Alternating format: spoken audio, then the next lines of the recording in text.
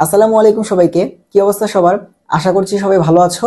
আজকে আমরা প্রায় 3 থেকে 4 দিন পর মূল বই সিরিজের নেক্সট ক্লাসটা নিয়ে আসলাম। সেটা হচ্ছে তড়িৎ রসায়নের উপরে, এবং এই পুরো সিরিজটাতে আমরা পড়তেছিলাম যে কিভাবে আমরা মেইন বই থেকে থিওরি পার্টটুকু পড়বো। অর্থাৎ আমরা এমনিতে ক্লাসে তো হচ্ছে সবকিছুই পড়ি, কিন্তু আমাদের বইয়ের যে থিওরি পার্টগুলা সেগুলো পড়তে গেলেই আমাদের হচ্ছে সব থেকে বড় সমস্যাটা হয়। তো এই সমস্যাটা দূর করার জন্য কিন্তু আমরা মূল বই সিরিজটা চালু করছিলাম, এবং অলরেডি আমরা 3টা ক্লাস নিয়েছিলাম: জৈব যৌগের উপর, পরিবেশ রসায়নের উপর, এবং হচ্ছে মৌলের পর্যায়বৃত্ত ধর্মের উপর। অর্থাৎ বড় বড় যে থিওরিটিক্যাল 3টা চ্যাপ্টার ছিল সেগুলো কিন্তু আমাদের শেষ।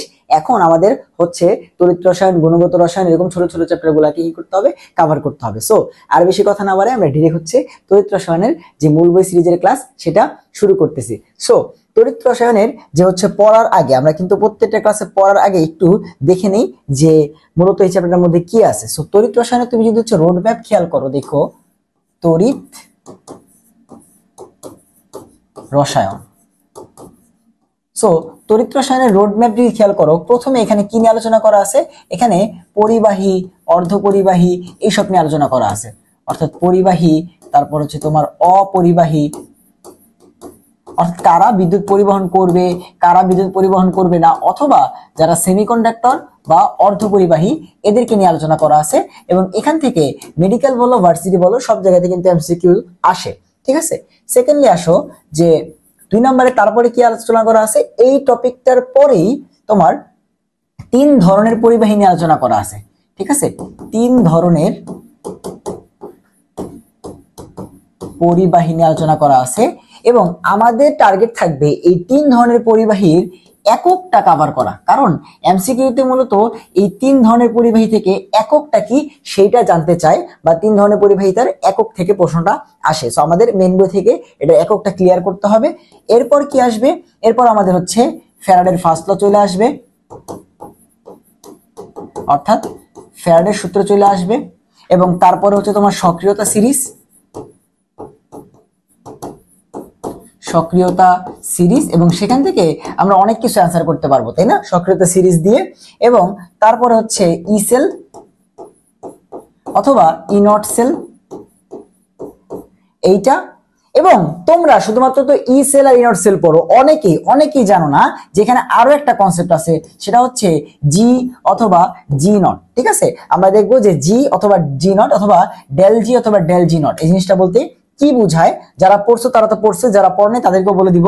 এবং লাস্টলি হচ্ছে বিভিন্ন কোষ নিয়ে আলোচনা করা আছে। ঠিক আছে, লাস্টলি হচ্ছে বিভিন্ন কোষ নিয়ে আলোচনা করা আছে। সো এই হচ্ছে ওভারঅল তড়িৎ রসায়নের বাই পার্ট কি কি আছে। সো আমরা একদম তোমার প্রথম থেকে শুরু করব। সো আমরা ডাইরেক্ট চলে যেতেছি হচ্ছে প্রথমে তড়িৎ রসায়নের পেজে। সো এই পেজে তো আমাদের পড়ার মতো কিছু নাই, আমরা হচ্ছে আস্তে আস্তে নিচে যাব। আমরা হচ্ছে নিচে যাব, এই পেজে আমাদের পড়ার মতো কিছু নাই। ফার্স্টে আসো, এই যে তড়িৎ পরিবাহীর প্রকারভেদে চলে আসছে। সো তড়িৎ পরিবাহীর প্রকারভেদ, এখানে আমরা কি পড়বো মেইনলি? ঠিক আছে, আসো কোন লাইনগুলো তোমার পড়তে হবে। সো পরিবাহী থেকে আমাদের এইখানে প্রথমে দেখো যে তড়িৎ পরিবাহী। ঠিক আছে, তড়িৎ পরিবাহী বলে কথা আছে, যে তড়িৎ পরিবাহী।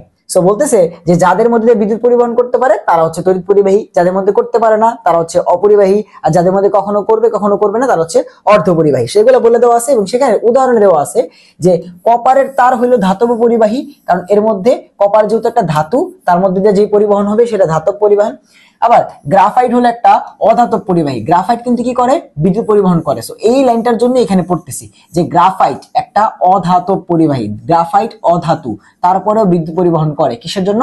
কারণ গ্রাফাইটের সংকরণ হচ্ছে sp2, সেখানে ওই যে একটা ফাঁকা পি অরবিটাল থাকে, সঞ্চারণশীল ইলেকট্রন থাকে, এবং সেই সঞ্চারণশীল ইলেকট্রন দিয়ে মূলত কি করে, বিদ্যুৎ পরিবহন করে। সো এখানে মেইন টার্গেট থাকবে তোমার যে গ্রাফাইট মেইনলি কি পরিবাহী, অধাতব পরিবাহী। গ্রাফাইট হচ্ছে অধাতব পরিবাহী, ধাতব পরিবাহী কিন্তু না। ঠিক আছে, এবার আসো তড়িৎ অপরিবাহী, যারা বিদ্যুৎ পরিবহন করবে না তাদেরকে তড়িৎ অপরিবাহী অথবা ইংরেজিতে বলা হয় ইনসুলেটর। ইংরেজিতে বলা হচ্ছে ইনসুলেটর, এই কথাটা দেখতে পারো যে ইংরেজিতে দিকে বলা হচ্ছে ইনসুলেটর, যেমন প্লাস্টিক, রাবার। এবার আসো তড়িৎ পরিবাহীর শ্রেণী বিভাগ, অর্থাৎ কে কতটুকু বিদ্যুৎ পরিবহন করে। সো প্রথমে আছে হচ্ছে তড়িৎ সুপরিবাহী, যারা তড়িৎ খুব ভালোভাবে পরিবহন করে। তারপর হচ্ছে অর্ধপরিবাহী, কখনো করে কখনো করে না। আর লাস্টে হচ্ছে সুপার পরিবাহী বা সুপার কন্ডাক্টর, ওরা এই অর্থাৎ এরা খুব বেশি মাত্রায় বিদ্যুৎ পরিবহন করে। ঠিক আছে, একটা হচ্ছে নরমাল সুপরিবাহী, নরমাল, আর একটা হচ্ছে অর্ধপরিবাহী, কখনো করে কখনো করে না, আর একটা হচ্ছে সুপার পরিবাহী, যে অনেক বেশি বিদ্যুৎ পরিবহন করে। ঠিক আছে, তো এই 3 টাইপের পরিবাহী কিন্তু এখানে বলে দেওয়া আছে। ঠিক আছে, এরপরে সেমিকন্ডাক্টর নিয়ে কথাবার্তা বলে দেওয়া আছে, আমাদের এগুলো পড়ার দরকার নেই। আমরা একটু সুপার কন্ডাক্টরে একটু কিছু কথাবার্তা পড়বো। সুপার কন্ডাক্টর মূলত কি? ঠিক আছে, তো এই যে দেখো বলতেছে যে এই সুপার কন্ডাক্টর গুলা হলো সংকর ধাতু, বিভিন্ন ধাতুর মিক্সচার, এবং সেই সংকর ধাতুর অক্সাইড। কিরকম কিরকম, যেমন দেখো এখানে কি আছে, নিউবিয়াম আছে, তার সাথে আবার জার্মেনিয়াম আছে। সো এইটা দেখো বিভিন্ন জিনিসের মিক্সচার। এরপরে এখানে দেখো ইট্রিয়াম আছে, ব্যারিয়াম আছে, কপার আছে, তার আবার অক্সাইড আছে। সো এই যে এগুলো হচ্ছে তোমার মেইনলি কি, তোমার সুপার কন্ডাক্টর। এরা খুব বেশি মাত্রায় বিদ্যুৎ পরিবহন করে, খুব বেশি মাত্রায় বিদ্যুৎ পরিবহন করে। এবং এখানে খুব ইম্পর্টেন্ট একটা কথা বলছে, দেখো যে এদের একটা নির্দিষ্ট তাপমাত্রা আছে, যেটাকে বলা হয় সন্ধি তাপমাত্রা বা ক্রিটিক্যাল টেম্পারেচার। যেই তাপমাত্রার নিচে এইসব পরিবাহী কি থাকে না, কোনো রোধ থাকে না। এবং আমরা জানি যে আর রোধ ইজ প্রপোর্শনাল টু 1/I, অর্থাৎ রোধ যদি বেশি হয় কারেন্ট কম হয়ে যাবে, বাট যেহেতু রোধ থাকে না তাই কারেন্ট অনেক বেশি হয়ে যায়, তাই এদেরকে আমরা বলতেছি সুপার কন্ডাক্টর। ঠিক আছে, তো এই 3 ধরনের পরিবাহী নিয়ে এখানে কিন্তু আলোচনা করা আছে। এরপরে কিভাবে বিদ্যুৎ পরিবহন করে, ইলেকট্রনের মাধ্যমে নাকি হচ্ছে তোমার দ্রবণের মধ্যে? আমরা তো এই কেমিস্ট্রিতে দ্রবণের মধ্যে বিদ্যুৎ পরিবহন পড়ি, তাই না? বলি কি তড়িৎ বিশ্লেষণ, সোডিয়াম হাইড্রোক্সাইড, সোডিয়াম ক্লোরাইড, এগুলা। আর ফিজিক্সে তোমরা যে কারেন্টটা পড়ো চলতড়িতে, সেটা কি ইলেকট্রন দৌড়াদৌড়ি করে ধাতুর মধ্যে দিয়ে, তাই না? সো দুটা কিন্তু আলাদা। সো এখানে সেটা বলে দেওয়া আছে এরপরেই, যে মেইনলি দেখো 2 ধরনের পরিবাহী আছে। তুমি যদি কিভাবে পরিবহন করে, বিদ্যুৎ পরিবহনের যে মেকানিজম সেটার উপর ডিপেন্ড করো, তাহলে 2 প্রকার। একটা হচ্ছে ইলেকট্রনীয় পরিবাহী বা ধাতব পরিবাহী, যেখানে ধাতুর ইলেকট্রন গুলো দৌড়াদৌড়ি করার মাধ্যমে বিদ্যুৎ পরিবহন করে। আরেকটা হচ্ছে আমরা কেমিস্ট্রিতে যে আলোচনা করি, সেটা হচ্ছে তড়িৎ বিশ্লেষ্য পরিবাহী, ঠিক আছে। তো এই পার্টটা আমরা হচ্ছে ফিজিক্সে পড়ি, আর এই পার্টে যে কারেন্টটা সেটা আমরা হচ্ছে কেমিস্ট্রিতে পড়ি, তাই না? তো এই হচ্ছে কনসেপ্ট। আচ্ছা, তো এখান থেকে একটু নিচের দিকে আসো। তড়িৎ বিশ্লেষ্যের আবার ভাগ আছে, কে কতটুকু তড়িৎ বিশ্লেষণ প্রক্রিয়ায় বিদ্যুৎ পরিবহন করবে সেটার আবার ভাগ আছে। দেখো তড়িৎ বিশ্লেষ্যের শ্রেণী বিভাগ, কেমিস্ট্রিতে যেই বিদ্যুৎ নিয়ে আমরা পড়াশোনা করব সেখানে কে কতটুকু বিদ্যুৎ পরিবহন করবে সেটা। তো তার মধ্যে সবল আছে, দুর্বল আছে, অবিশ্লেষ্য আছে। কিছু আছে সবল, খুব ভালোভাবে বিদ্যুৎ পরিবহন করে। এগুলা কারা, কি হয় মনে রাখবা, স্ট্রং অ্যাসিড, স্ট্রং ক্ষার, এরা হচ্ছে সবল তড়িৎ বিশ্লেষ্য। কেমিস্ট্রিতে আমরা তড়িৎ বিশ্লেষণ বা এই টাইপের বিদ্যুৎ নিয়ে আলোচনা করব। এবং সবল কারা, স্ট্রং অ্যাসিড, স্ট্রং ক্ষার। যেমন দেখো কিরকম, এই যে দেখো এখানে উদাহরণ দেওয়াই আছে, যে সবল কারা ভাইয়া, potassium chloride, sodium chloride, HCl, sulphuric acid, sodium hydroxide, potassium hydroxide. দেখো যত সবল অ্যাসিড এবং ক্ষার, লবণ, এরা হচ্ছে তোমার কি হয়, 100% আয়নিত হয়, তাই একদম 100% বিদ্যুৎ দেয়, অর্থাৎ সবল বিদ্যুৎ পরিবাহী। ঠিক আছে, আর দুর্বল আছে কিছু, যেমন দেখো ইথানোয়িক অ্যাসিড, এটা দুর্বল অ্যাসিড, তাই এটা কম পরিমাণে বিদ্যুৎ পরিবহন করে। HF, এটা দুর্বল অ্যাসিড। ঠিক আছে, আর কিছু আছে বিদ্যুৎ পরিবহন করেই না, অবিশ্লেষ্য। এরা কারা, এরা হচ্ছে যেমন চিনি, অ্যালকোহল, তরল হাইড্রোকার্বন বা জৈব যৌগ যারা আছে, এরা কিন্তু কি করে না ভাইয়া, বিদ্যুৎ পরিবহন করে না। তো দেখো অনেক টাইপের উপর ভিত্তি করে ভাগ করতে পারো। প্রথমত হচ্ছে বিদ্যুৎ পরিবহন করে কি করে না, তার উপর 3 প্রকার, পরিবাহী, অপরিবাহী এবং হচ্ছে অর্ধপরিবাহী। তারপরে আবার পরিবাহী কতটুকু পরিবহন করে তার উপরে, সুপার পরিবাহী, নরমাল পরিবাহী এবং অর্ধপরিবাহী।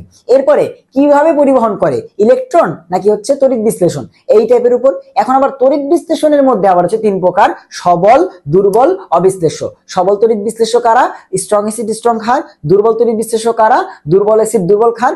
এবং তোমার অবিশ্লেষ্য কারা, চিনি, তোমার হচ্ছে হাইড্রোকার্বন, অ্যালকোহল, এগুলা। ঠিক আছে, ওকে ফাইন। তাহলে এই হচ্ছে টোটাল ভাগ, এবং এরপর এগুলো আবার টোটালি দেওয়া আছে, তুমি এবার আবার রিক্যাপ করতে পারবা যে তড়িৎ পরিবাহী, ইলেকট্রনীয় পরিবাহী বা ধাতব পরিবাহী, বিশ্লেষ্য পরিবাহী, আয়নিক পরিবাহী। এখন ধাতব পরিবাহী সুপরিবাহী হইতে পারে, অর্ধপরিবাহী হইতে পারে, সুপার পরিবাহী হইতে পারে। আর আয়নিকের মধ্যে সবল হইতে পারে, দুর্বল হইতে পারে, আর অবিশ্লেষ্য হইতে পারে। সো যেহেতু তারা বিশ্লেষ্য নিয়ে আলোচনা করছে তাই অবিশ্লেষ্য দেয় নাই, তো আমরা কিন্তু সবগুলোই দেখে আসছি যে অবিশ্লেষ্য হইতে পারে কারা, যেমন চিনি, তারপর হচ্ছে জৈব যৌগ, এরা হচ্ছে অবিশ্লেষ্য। তো এই হচ্ছে পড়া। এরপরে আসো, এখানে অনেক কথাবার্তা বলে দেওয়া আছে। এখানে কি কি জানা লাগবে, প্রথমত যে গ্রাফাইট নিয়ে আগে বলে আসছি, যে গ্রাফাইট হলো কার্বনের একটা বহুরূপ। সে কি করে, এটিতে sp2 সংকরিত কার্বন পরমাণুতে একটি করে মুক্তজোড় ইলেকট্রন থাকে বা ডিলোকালাইজ ইলেকট্রন থাকে, তাই গ্রাফাইট কি করতে পারে, তড়িৎ বিশ্লেষণ করতে পারে, তড়িৎ পরিবহন করতে পারে। সো গ্রাফাইট হলো একটি অধাতবীয় ইলেকট্রনীয় পরিবাহী। গ্রাফাইট নিয়ে কিন্তু আমরা কেমিস্ট্রিতে আমরা পড়ি না, গ্রাফাইট কিন্তু ইলেকট্রনীয় পরিবাহী, ঠিক আছে। এবং ইলেকট্রনীয় পরিবাহী আমরা ফিজিক্সে পড়ি। এই যে কিভাবে দেখো, এই যে ব্যাটারি থাকে, দেন হচ্ছে বর্তনী, সেখান থেকে কি করে ইলেকট্রন এই প্রান্ত থেকে এই পুরো প্রান্ত ঘুরে আসে, এগুলোকে আমরা বলি না যে ভোল্টেজ, তারপর হচ্ছে তোমার এভাবে কিন্তু আমরা পড়ি। এইখানে লাস্ট লাইনটা দেখো, বলছে ব্যতিক্রম। কি ব্যতিক্রম ভাইয়া? পারদ মার্কারি তরল ধাতু হলেও এটি একটি ইলেকট্রনীয় তড়িৎ পরিবাহী। এ কিন্তু তরল, তাহলে আমরা কেমিস্ট্রিতে কিন্তু তরলের মধ্যে বিদ্যুৎ পরিবহন নিয়ে আলোচনা করি। বাট মার্কারি তরল হইলেও ও কিন্তু ধাতু, তাই ও কি করে, ইলেকট্রনীয় প্রসেসে কি করে, বিদ্যুৎ পরিবহন করে। এটা না তুমি আবার কেমিস্ট্রিতে পড়তে পারবা না, তড়িৎ বিশ্লেষণে মার্কারি না তুমি হচ্ছে কি করতে পারবে না, বিদ্যুৎ পরিবহন করতে পারবে না। তাহলে পারদ বা মার্কারি একটা তরল ধাতু, কারণ আমরা জানি পারদ এমন একটা ধাতু যে হচ্ছে তরল, ঠিক আছে। পারদ এমন একটা ধাতু যে হচ্ছে তরল, যেটা ব্যতিক্রম, এবং সে কিন্তু ইলেকট্রনীয় পরিবাহী। সো এখান থেকে এই কথাগুলো জানলেই ইনাফ। সো এরপরে যে এই যে ফিজিক্সে আমরা যে ইলেকট্রনীয় পরিবাহী পড়ি এবং কেমিস্ট্রিতে আমরা যে তড়িৎ বিশ্লেষ্য পরিবাহী পড়ি, তার মধ্যে পার্থক্য দেওয়া আছে, ঠিক আছে। সো কিছু পার্থক্য আমি এখান থেকে দেখাই দিচ্ছি, যেটা যেটা লাগবে। প্রথমত আসো, এই ইলেকট্রনীয় পরিবাহীতে কি হয়, সঞ্চারণশীল ইলেকট্রন দ্বারা তো বিদ্যুৎ পরিবহন হয়। আর তড়িৎ বিশ্লেষণের ক্ষেত্রে কি হয়, খুব খুব খুব ইম্পর্টেন্ট, সঞ্চারণশীল ধনাত্মক এবং ঋণাত্মক আয়ন দ্বারা তড়িৎ পরিবহন হয়। ফিজিক্সে ইলেকট্রন দ্বারা বিদ্যুৎ পরিবহন হয়, ফিজিক্সে বা ইলেকট্রনীয় পরিবাহীতে ইলেকট্রন দ্বারা বিদ্যুৎ পরিবহন হয়। আর কেমিস্ট্রিতে আমরা যে তড়িৎ বিশ্লেষণ করি, সেখানে আয়ন দ্বারা, ক্যাটায়ন এবং অ্যানায়ন অর্থাৎ আয়ন দ্বারা কি হয়, বিদ্যুৎ পরিবহন হয়। খুবই ইম্পর্টেন্ট ফার্স্ট লাইনটা, ঠিক আছে। সেকেন্ড লাইন আসো, ইলেকট্রনীয় পরিবাহীতে তড়িৎ পরিবহন একটি ভৌত প্রক্রিয়া, আর কেমিস্ট্রিতে কেমিক্যাল বিক্রিয়া হবে, রাসায়নিক হবে। তার মানে কি বিক্রিয়া, তোমার রাসায়নিক প্রক্রিয়া, ঠিক আছে। আমরা কেমিস্ট্রি যেটা পড়বো সেটা হচ্ছে রাসায়নিক প্রক্রিয়া, ঠিক আছে। ওই ফিজিক্সে কিন্তু কি হয় না, কোনো ইলেকট্রন শেয়ার, বর্জন বা কোনো বিক্রিয়া হয় না, তাই না। ফিজিক্সে কি বিক্রিয়া হয়, বিক্রিয়া হয় না। কেমিস্ট্রিতে হচ্ছে রাসায়নিক প্রক্রিয়া। এরপরে আমরা জানি ফিজিক্সে যখন ইলেকট্রনীয় পরিবাহীর ক্ষেত্রে কি হয়, ইলেকট্রনীয় পরিবাহীর ক্ষেত্রে আমরা জানি রোধ তাপমাত্রা সমানুপাতিক। তোমরা এটা পড়ছো না, যে R theta is equals to হচ্ছে R not into 1 plus alpha theta. অর্থাৎ যত থিটা বাড়াবো বা তাপমাত্রা বাড়াবো, রোধ বাড়বে, রোধ বাড়লে কারেন্ট কমে যাবে। এগুলো আমরা পড়ছি না ফিজিক্সে। আর কেমিস্ট্রিতে দেখো, তুমি যত বেশি তাপমাত্রা দিবা, তত ক্যাটায়ন অ্যানায়ন তৈরি হবে, যত ক্যাটায়ন অ্যানায়ন তৈরি হবে, তত তারা ছড়াবে, ব্যাপিত হবে, তত কারেন্ট তৈরি হবে। তার মানে ফিজিক্সে কি হয়, তাপমাত্রা বাড়াইলে রোধ বাড়ে, কারেন্ট বা তড়িৎ পরিবহন কমে। আর কেমিস্ট্রিতে তাপমাত্রা বাড়াইলে আয়ন বাড়ে, ক্যাটায়ন আয়নের ব্যাপন বাড়ে, তাই তড়িৎ পরিবহন আরো বেড়ে যায়, রোধ উল্টা কমে যায়। বুঝতে পারছো? তাহলে এখানে এটা বলে দেওয়া আছে, তাপমাত্রা বৃদ্ধির সাথে ধাতব পরিবাহীর তড়িৎ পরিবহন ক্ষমতা কমে যায়, কারণ আর বেড়ে যায়, তাই আই কমে যায়। কিন্তু তাপমাত্রা বৃদ্ধির ফলে তড়িৎ বিশ্লেষের তড়িৎ পরিবহন ক্ষমতা বৃদ্ধি পায়, কারণ তাপমাত্রার বৃদ্ধিতে আয়ন সমূহের গতি বৃদ্ধি পায়, আয়ন সমূহের গতি বা ব্যাপন বৃদ্ধি পায়, আয়ন সমূহের গতি বা ব্যাপন বৃদ্ধি পায়, আয়ন সমূহের গতি বা ব্যাপন বৃদ্ধি পায়, ঠিক আছে। এরপর ফিজিক্সে আমরা কোন সূত্র ইউজ করি, কুলম্ব ল ইউজ করি, তাই না, যে V is equals two IR, বা এই ফর্মুলাগুলো আমরা ইউজ করি। বাট কেমিস্ট্রিতে আমরা কার সূত্র ইউজ করি, তড়িৎ পরিবাহীর ক্ষেত্রে ফ্যারাডের সূত্র ইউজ করি, আর কেমিস্ট্রিতে কুলম্বের সূত্র ইউজ, ফিজিক্সে কুলম্বের সূত্র ইউজ করি। আচ্ছা, এরপর ফিজিক্সের যে কারেন্ট নিয়ে আমরা আলোচনা করি, ফিজিক্সের সেই কারেন্ট আসলে অনেক হাই, ঠিক আছে। এগুলো অনেক উচ্চ কারেন্ট, অনেক উচ্চ। বাট ওই দ্রবণ দিয়ে কি তুমি ঘরের লাইট, ফ্যান, যে এটা চালাতে পারবা? এখানে যে কারেন্টে এই বোর্ডটা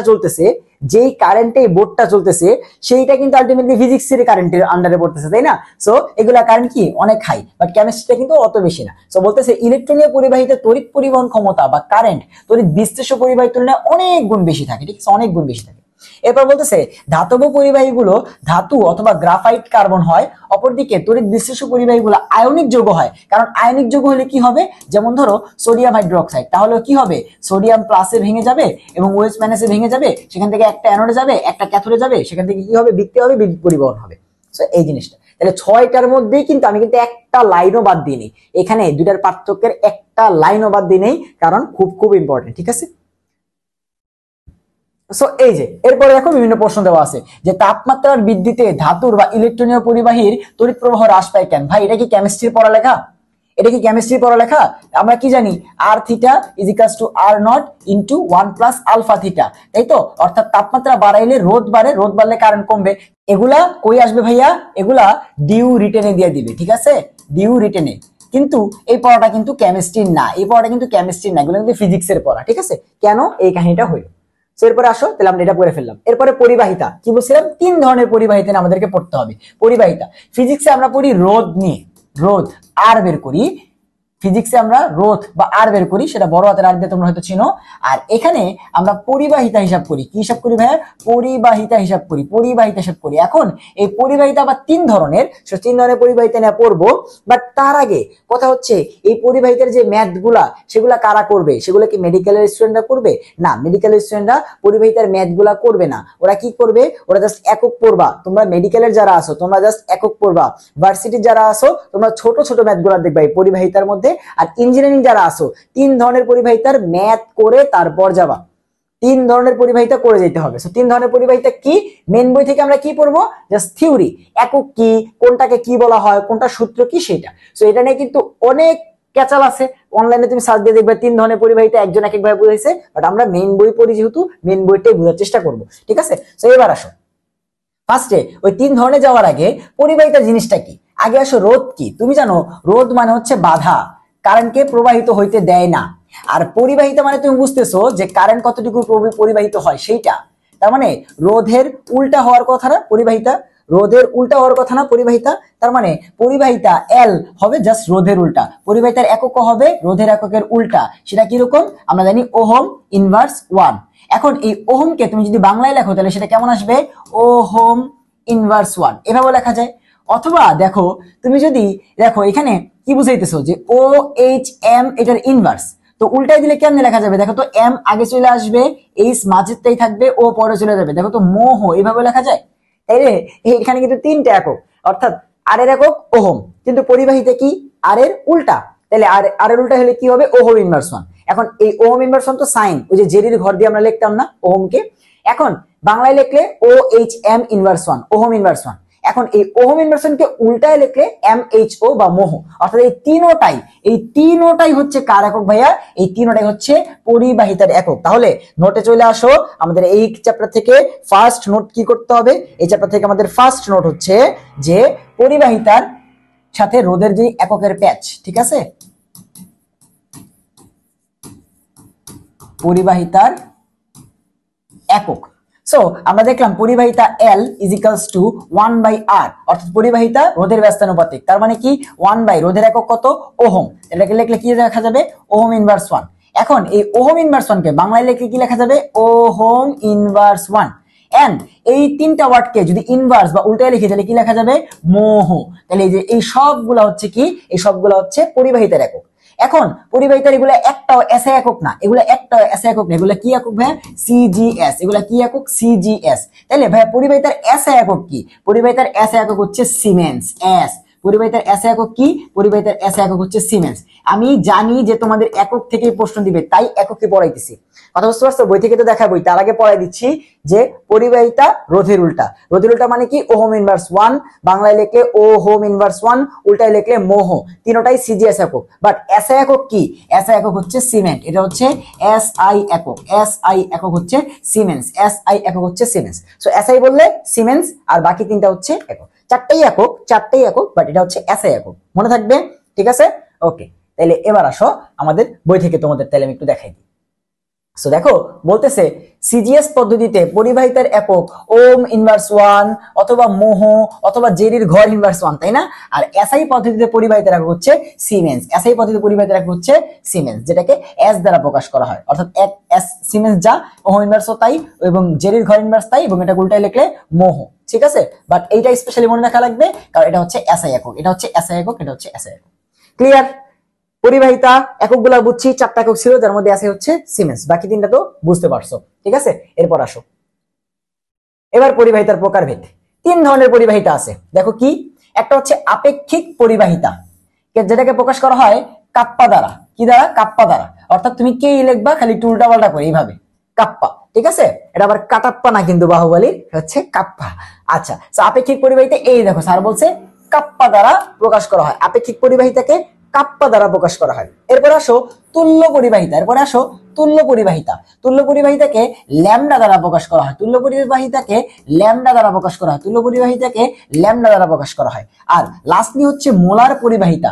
মোলার পরিবাহিতাকে ল্যামডা এম অথবা মিউ দ্বারা প্রকাশ করা হয়। এভাবে লিখতে পারো যে ল্যামডা এম অথবা তুমি ডিরেক্ট মিউ লিখতে পারো। সেটা হচ্ছে মোলার পরিবাহিতা, এটা হচ্ছে তুল্য পরিবাহিতা, আর কাপ্পা হচ্ছে আপেক্ষিক পরিবাহিতা।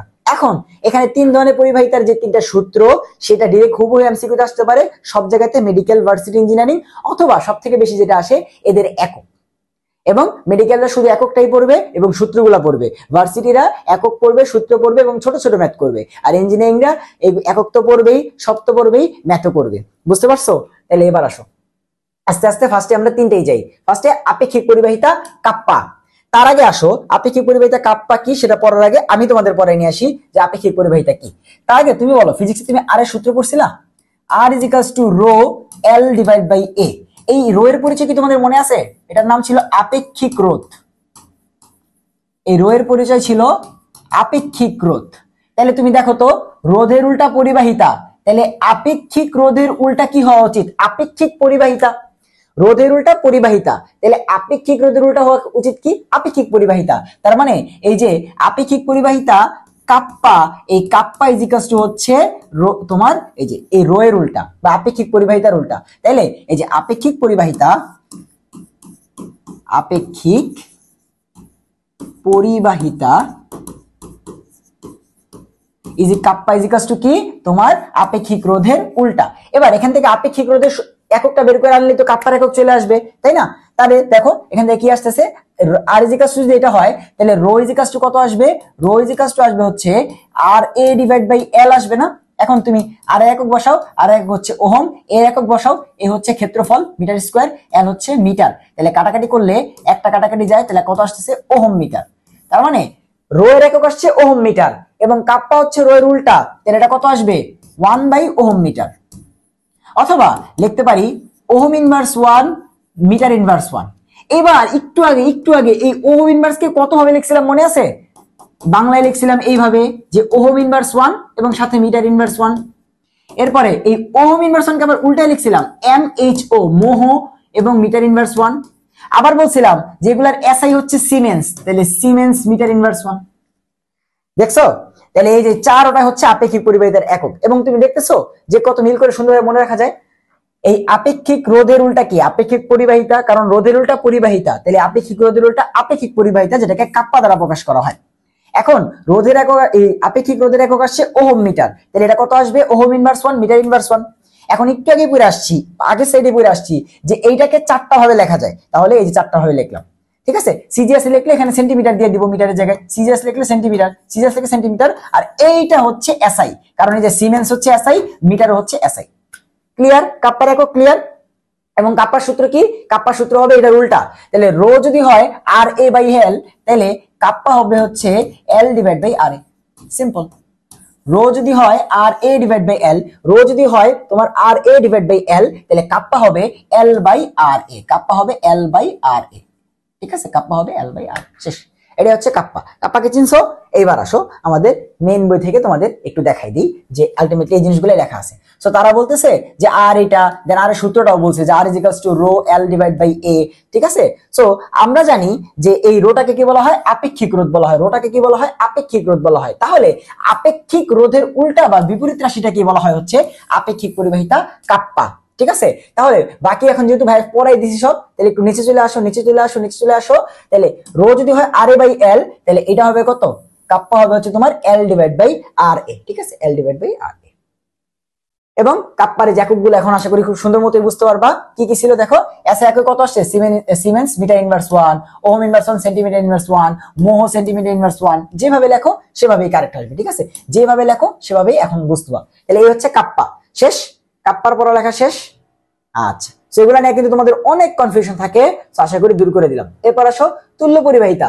একটু আগে বলছি তুল্য পরিবাহিতাকে ল্যামডা দ্বারা প্রকাশ করা হয়, তুল্য পরিবাহিতাকে ল্যামডা দ্বারা প্রকাশ করা হয়। আচ্ছা, এখন মনে রেখো তুমি তুল্য পরিবাহিতা পড়ো আর হচ্ছে তোমার এই পরে মোলার পরিবাহিতা পড়ো, দুইটাতেই তোমাকে কাপ্পা ইউজ করতে হবে। তুমি প্রথমে কাপ্পা শিখলা না, এখন এরপরে কি আছে তুল্য আর মোলার, তোমার দুইটাতেই কাপ্পা ইউজ করতে হবে, দুইটাতেই কাপ্পা ইউজ করতে হবে, ঠিক আছে। তাহলে তুল্য পরিবাহিতার মোলার পরিবাহিতার সূত্রটা কি, এই দেখো বলতেছে তুল্য পরিবাহিতার একক হচ্ছে বা তুল্য পরিবাহিতার সূত্রটা হচ্ছে এই যে ল্যামডা ইজিকালস টু কাপ্পার সাথে গুণ যাচ্ছে 1000 সেন্টিমিটার কিউব দ্রবণ নিয়ে কাজ করছে, তারা দেখো 1000 সেন্টিমিটার কিউব দ্রবণ নিয়ে কাজ করছে। এখন এইখানেই কনফিউশন, অনেকে 1000 সেন্টিমিটার কিউব দ্রবণকে মিটারে নিয়ে তোমার অনেকভাবে লিখতে পারে বা অন্য কিছুতে লিখতে পারে, এটাকে এমএল লিখতে পারে, তাই তো। 1000 সেন্টিমিটার কিউব মানে কি 1000 এমএল, 1000 এমএল মানে কি 1 লিটার, তাই তো। সো আমাদের হাজারি স্যারের বইতে যেহেতু সিজিএস একক জিনিসটা দেওয়া আছে, আমরা সিজিএস এ ম্যাথটা করে তারপরে মিটারে নেই, কোনো সমস্যা নাই তো। আর তুমি যদি তোমার ক্লাসে তোমার যেই টিচারের কাছে তুমি পড়ছো ডিটেলস ক্লাসে, সে যদি তোমাকে অন্য কোনো ভাবে পড়ায়, এসআইতে পড়ায়, তুমি পড়ো, কোনো সমস্যা নেই। বাট আমাদের এখান থেকে কি আসবে, মেইনলি আমাদের মেইন বই থেকে কি পড়তে হবে, এককটা কি, সূত্র কি, বুঝি কিনা, তাই না। সেখান থেকে তো ম্যাথ করতেছি না। সো দেখো এককটা কি আসবে তোমার, কাপ্পার সাথে গুণ যাবে উপরে 1000, এখন 1000 এর তো আর কোনো একক নাই, এককটা কি সেন্টিমিটার কিউব। আর নিচে এই যে সি, এই সি কি, এই সি কি, এই সি নিয়ে হচ্ছে সব থেকে বড় কনফিউশন। এবার আসো, তাহলে ভাইয়া দেখাই দিই তারপরে বই দেখাই, ঠিক আছে। তাহলে এবার আসো আপেক্ষিক তুল্য পরিবাহিতা ল্যামডা, ঠিক আছে, তুল্য পরিবাহিতা, এটাকে এমনি প্রকাশ করতে পারো অথবা তুমি ডিরেক্ট ল্যামডা যেমনি শিখছো এমনি প্রকাশ করতে পারো। সেটা কত আসবে, তার সাথে গুণ দিতে হবে কাপ্পা ইনটু সূত্রটা কি 1000 centimetre cube divide by C. এখন এই সি মানে কি ঘনমাত্রা, সি মানে কি কনসেন্ট্রেশন, না, সি মানে হচ্ছে গ্রাম তুল্য ভর, সি মানে হচ্ছে গ্রাম তুল্য ভর। এবং তোমরা খুব ভালো মতোই জানো যে গ্রাম তুল্য ভরটা কি, যার যার গ্রাম তুল্য ভর আছে না, যেমন সালফিউরিক অ্যাসিডের ভর কত, মোলার ভর 98, বাট ওর তুল্য সংখ্যা কত 2, তাহলে 98 কে 2 দ্বারা ভাগ করলে সালফিউরিক অ্যাসিডের গ্রাম তুল্য ভর কত আসে 49। এরকম ভাবে গ্রাম তুল্য ভর বের করতে না, সেই গ্রাম তুল্য ভর হচ্ছে সি। তাহলে এককটা কি আসে দেখো তো, প্রথমত হচ্ছে কাপ্পা গুণ যাচ্ছে, তো কাপ্পার একক একটু আগে আসলো ওহম ইনভার্স 1 মিটার ইনভার্স 1, অথবা যেহেতু এখানে সেন্টিমিটারে করতেছি তাহলে আমি দিলাম সেন্টিমিটার ইনভার্স 1, সিজিএসই করি সব, এরপরে নিব নেই, এসআইতে নিব না, কোনো সমস্যা নেই। সো কাপ্পার একক হচ্ছে ওহম ইনভার্স 1 সেন্টিমিটার ইনভার্স 1, 1000 এর তো কোনো একক নাই, পাশে কত আছে সেন্টিমিটার কিউব, ঠিক আছে।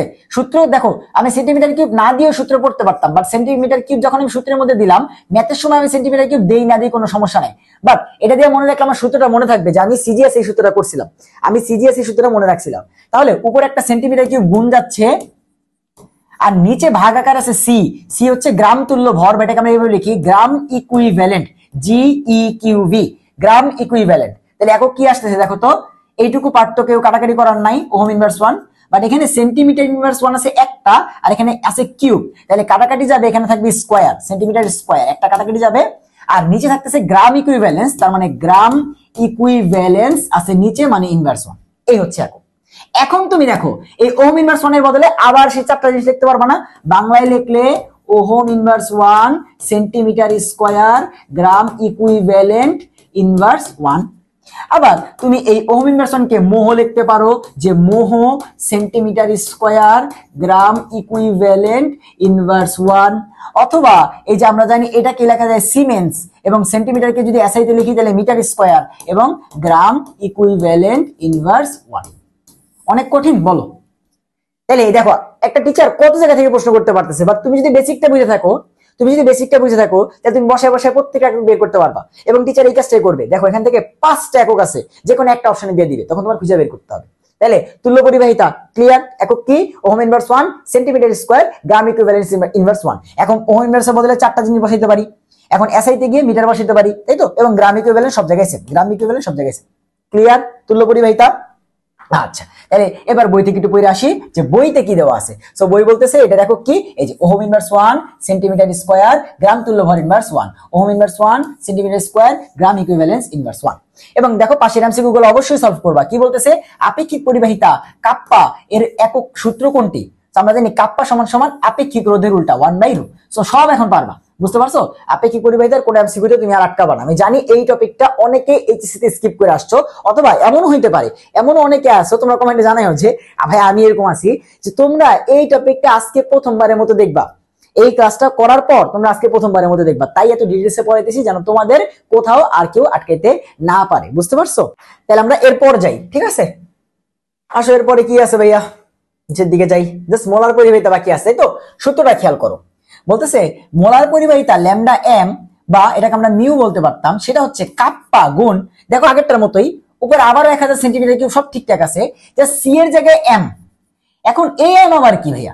এ এম কি আণবিক ভর নাকি এ অন ঘনমাত্রা? দেখো কি বলছে, দ্রবণের মোলার একক, দ্রবণের মোলার একক, এবং উপরে যেহেতু আয়তন বসাইছি, নিচে মোলার একক লেখা যেই কথা, ওই আয়তনের একক আর নিচের আয়তনের একক কাটাকাটি যাবে। দেখো দ্রবণের মোলার একক কি, মোল পার লিটার না, মোল পার লিটার। সো মোলার একক লেখা যেই কথা, এটাকে মোল লেখা একই কথা। সো বইতে দেখবা মোল লেখা, কারণ এখানে কত নিয়ে কাজ করতেছি, 1000 সেন্টিমিটার কিউব। 1000 সেন্টিমিটার কিউব মানে 1000 ml, 1000 ml মানে 1 লিটার দ্রবণ। সো 1 লিটার দ্রবণ নিয়ে কাজ করতেছি, 1 লিটারে মোল তো একই কথা, মোল পার লিটার। সো লিটার 1 হয়ে গেছে, তার মানে বাকি যা আছে সব মোল। তাহলে এই যে এই এম এর এককটা পরীক্ষা থেকে দিবা মোল, এম এর এককটা পরীক্ষা থেকে দিবা মোল, বাট বসাইবা কি ঘনমাত্রা। অনেক কনফিউশন থাকবে এখানে। আবার বলতেছি, এখানে মান দেওয়া থাকবে যে 0.5 মোলার, তো তুমি 0.5 মোলার এখানে বসাবা, বাট এককটা লিখবা মোল, কারণ 1 লিটার ধরে সূত্রটাকে ডিরাইভ করা হয়েছে। এইখানে অনেক ভাবে পড়ছো, আমি জানি, তুমি ওইভাবে পড়লে ওইভাবে পড়ো, ভাইয়ারটা খেয়াল করার দরকার নাই। যারা পড়ো নাই তারা ভাইয়ের মতো করে শিখো, বই যেমনি আছে এমনি শিখো। তাইলে একক এবার আসো, ভাইয়া ক্লিয়ার করে দিই, তাইলে হচ্ছে আশা করি ক্লিয়ার হয়ে যাবে। তাহলে এবার আসো মোলার পরিবাহিতা, মোলার পরিবাহিতা, ঠিক আছে, এটাকে আমরা ল্যামডা এম অথবা মিউ দ্বারা প্রকাশ করতে পারি। সেটা কি, কাপ্পার সাথে সেম, তোমাকে গুণ করতে হবে কি, উপরে 1000 সেন্টিমিটার কিউব আগের মতোই আছে, নিচে এবার আসছে এম। তাহলে কাপ্পার একক ছিল ওহম ইনভার্স 1 এবং সেন্টিমিটার ইনভার্স 1। ফার্স্টে এসআইতে সিজিএস লিখলাম, তারপর এসআইতে নেব, কোনো সমস্যা নেই। ইনটু এখানে 3টা সেন্টিমিটার কিউব উপরে আসতেছে, আর ভাইয়া বলছি এটার একক কি লিখতে, মোল লিখতে, ঠিক আছে। এবং পরীক্ষাতে দেওয়া থাকবে 0.5 মোলার, অ্যানসারে তুমি ওটাই বসাও, কোনো সমস্যা নেই, বাট এখানে লিখবা মোল।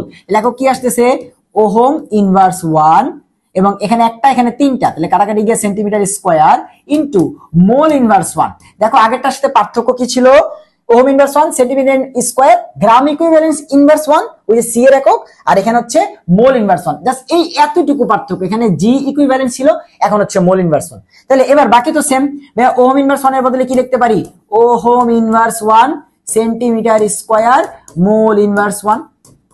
আবার এটাকে যদি ঘুরায় লিখি, তাহলে MHO মোহ সেন্টিমিটার স্কয়ার মোল ইনভার্স 1।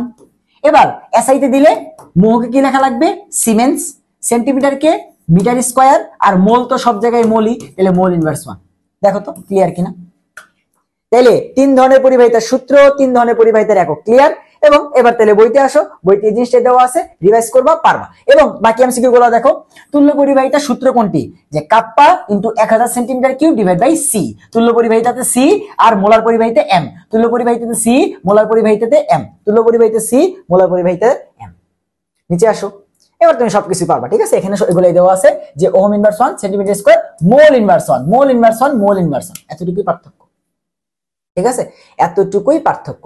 এরপরে তুল্য পরিবাহিতা মোলার পরিবাহিতার পার্থক্য দেওয়া আছে, এটা তুমি চাইলে রিডিং করে নিতে পারো, ঠিক আছে। তুল্য পরিবাহিতা মোলার পরিবাহিতা পার্থক্য দেওয়া আছে, রিডিং করে নিতে পারো, ঠিক আছে, ওকে।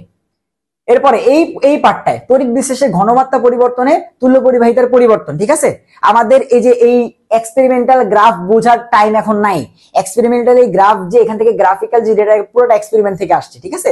অর্থাৎ দেখো তোমার এই যে ল্যামডার সাথে তুল্য পরিবাহিতার সাথে ঘনমাত্রার একটা গ্রাফ তার অঙ্কন করছে। সো এইটা দুর্বল অ্যাসিডের ক্ষেত্রে একরকম ই দেখায়, সবলের ক্ষেত্রে একরকম ই দেখায়। আমরা কি করব, জাস্ট পয়েন্টগুলো মুখস্থ রাখবো, পয়েন্টগুলো মনে রাখার চেষ্টা করবো, যেমনি মনে রাখি তোমার পড়ে পড়ে মনে রাখার চেষ্টা করব।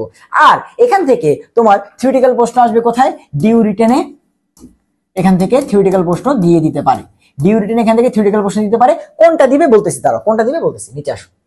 এখানে পড়বো কোনটা ভাই, কোন লাইনটা পড়বো, দেখো বলছে তীব্র তড়িৎ বিশ্লেষ্য যারা আছে তাদের তুল্য পরিবাহিতা ল্যামডা তড়িৎ বিশ্লেষ্যের ঘনমাত্রা হ্রাসের সাথে সরলরৈখিকভাবে বৃদ্ধি পায়। কি বলছে, বলছে ল্যামডা ঘনমাত্রা হ্রাস করলে বা ঘনমাত্রা কমাইলে তার সাথে বৃদ্ধি পায়। মানে ল্যামডা বাড়ে, তুমি ঘনমাত্রা সি কে যদি কমাই দাও বা ঘনমাত্রা এস কে যদি কমাই দাও তাহলে তুল্য পরিবাহিতা ল্যামডার মান বাড়ে। মানে আমরা কি বলতে পারি যে তীব্র তড়িৎ বিশ্লেষের ক্ষেত্রে ঘনমাত্রার সাথে তুল্য পরিবাহিতা সম্পর্ক ব্যস্তানুপাতিক বা উল্টা। সিম্পল, শেষ। এমসিকিউতে আসবে যে তীব্র তড়িৎ বিশ্লেষের ক্ষেত্রে ঘনমাত্রা কমাইলে কি হয় বা বাড়াইলে কি হয়, ওটার মান বাড়ে না কমে, এটা। তাহলে আমাদের এই এক্সপেরিমেন্টাল থেকে এই ডেটাটা আসছে, আমরা ডেটাটা মনে রাখবো, যেখানে কি বলা আছে যে তীব্র তড়িৎ বিশ্লেষের ক্ষেত্রে তুল্য পরিবাহিতা তড়িৎ বিশ্লেষের ঘনমাত্রা হ্রাসের সাথে সরলরৈখিকভাবে বৃদ্ধি পায় বা ব্যস্তানুপাতিক। আমি মনে রাখবো ব্যস্তানুপাতিক। শেষ। ইনাফ। অপরদিকে যারা দুর্বল বা মৃদু তড়িৎ বিশ্লেষ্য, যেমন ইথানোয়িক অ্যাসিড, হাইড্রোজেন ফ্লোরাইড, পড়ে আসছে না উপরে, তারা ঘনমাত্রা হ্রাসের সাথে তুল্য পরিবাহিতা কি পায়, তোমার বৃদ্ধি পায়, এবং অসীম লঘুতায় তুল্য পরিবাহিতা নির্ণয় করা যায় না। অসীম লঘুতায়, যেখানে তোমার কি হয়, এই যে এই ইথানোয়িক অ্যাসিড কি দুর্বল অ্যাসিড, সো ওর যে লঘুতার মান বা ওর যে তোমার গাঢ়ত্বের মান সেটা যে অনেক কম হয়, সো সেখানে কি করা যায় না, তোমার হচ্ছে এই তুল্য পরিবাহিতা নির্ণয় করা যায় না। তাহলে এখান থেকে এমসিকিউ কিভাবে আসবে, বলবে নিচের কোনটিতে তুল্য পরিবাহিতা নির্ণয় করা যায় না, অসীম লঘুতায়, অমুক এত এত এত এরকম। কথা বুঝতে পারছো? আবার বলবে যে তীব্রের ক্ষেত্রে কি হয়, সব দুর্বলের ক্ষেত্রে কি হয়, এরকম। আমি এই 3টা লাইন জাস্ট এখান থেকে মনে রাখবো। এরপর আসো ডিউর কাছে আসো, যে ভাই ডিউ থেকে কি প্রশ্ন এখান থেকে আসতে পারে। নিচের দিকে চলে আসবা, এগুলা কিছুই পড়া দরকার নাই, ঠিক আছে, কারণ পুরাটাই গ্রাফিক্যাল ডেটা। এই যে তুমি এখান থেকে জাস্ট খালি ব্যাখ্যাটা দেখে রাখবা যে তীব্র তড়িৎ বিশ্লেষ্য, যেমন সোডিয়াম ক্লোরাইডের দ্রবণের ঘনমাত্রা হ্রাসের সাথে আপেক্ষিক পরিবাহিতা হ্রাস পায়। আপেক্ষিক পরিবাহিতাকে কাপ্পা, সো কাপ্পা কেন হ্রাস পায় সেটার ব্যাখ্যা দেওয়া আছে। তো এই 3 লাইনের ব্যাখ্যা, এগুলা কই চলে আসবে ভাই, এগুলা ডিউ রিটেনে চলে আসবে, ঠিক আছে, ডিউ রিটেনে চলে আসবে। সো কাপ্পা তুমি যদি ঘনমাত্রা হ্রাস করো তাহলে ক্যাটায়ন আয়ন কম হবে, আলটিমেটলি আপেক্ষিক পরিবাহিতাও কম হবে। সেখানে জিনিসটাই বলে দেওয়া আছে, এগুলা কিন্তু ডিউ রিটেনে আসবে। আর ওই যে মেডিকেল যারা আসো বা ইঞ্জিনিয়ারিং যারা আসো, তারা খালি লাইনটা পড়বা, ঠিক আছে, যে সোডিয়াম ক্লোরাইডের দ্রবণ এর ঘনমাত্রা বা তীব্র তড়িৎ বিশ্লেষে কি হয়, ঘনমাত্রা কমাইলে কাপ্পা কমে। শেষ, তোমার এতটুকু পড়াই কাজ। মানে কাপ্পার সাথে ঘনমাত্রা সম্পর্ক সমানুপাতিক, আর ল্যামডার সাথে দেখছিলাম ব্যস্তানুপাতিক, একটুকি, আর কিছু না।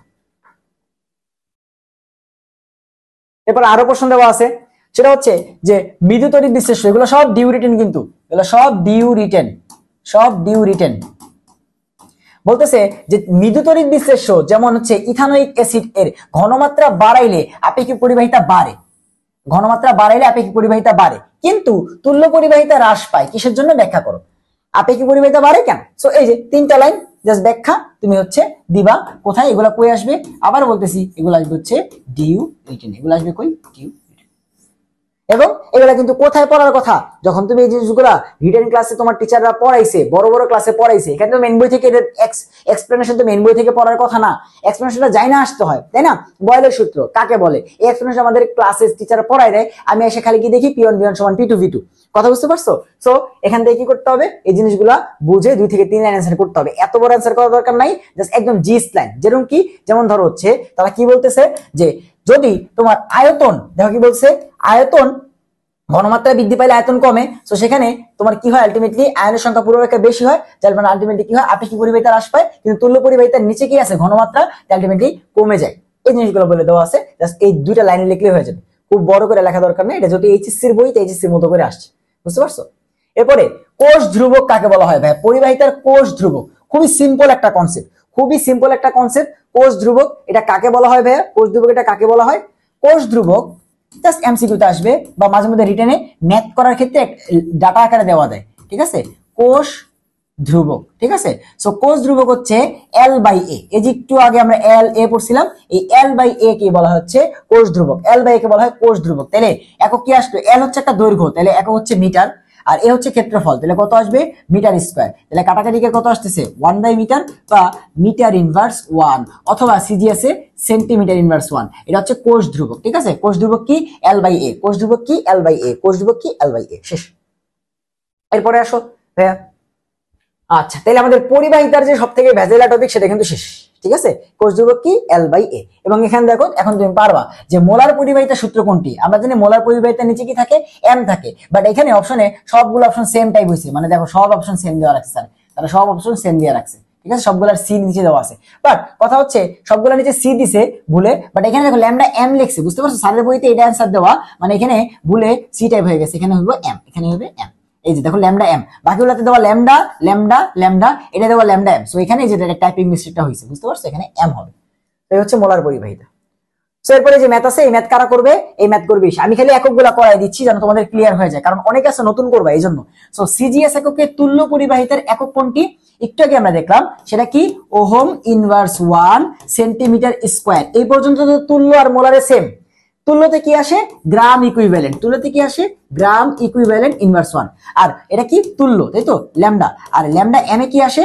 এতটুকু তো same, ohm inverse 1 centimetre square. এরপর হচ্ছে মোল ইনভার্স 1, এরপর হচ্ছে মোল ইনভার্স 1। সো আমাদের বলছে তুল্য পরিবাহিতা কোনটা হবে?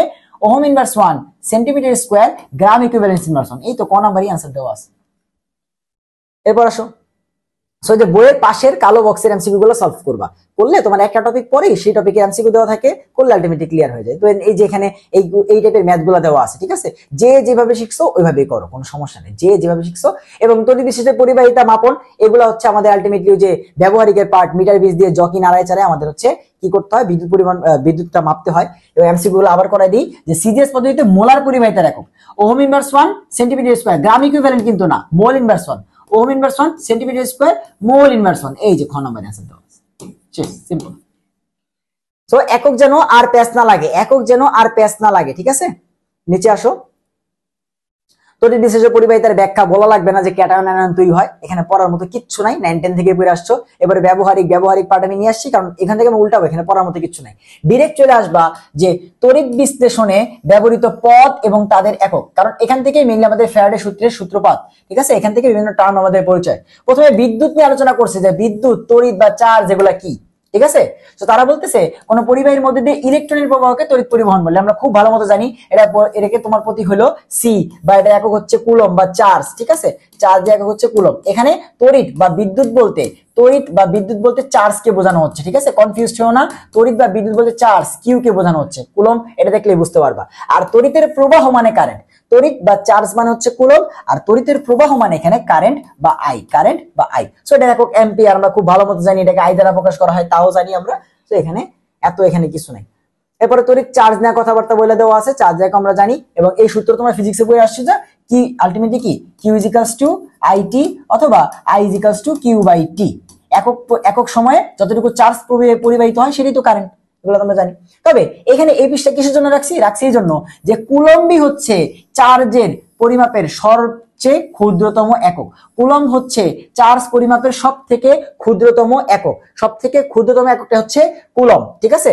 এবং এই পেপারে এই চ্যাপ্টারে আমরা দেখবা চার্জকে আরো একটা একক দ্বারা প্রকাশ করি, সেটা হচ্ছে ফ্যারাড। এবং ফ্যারাড কত বড়?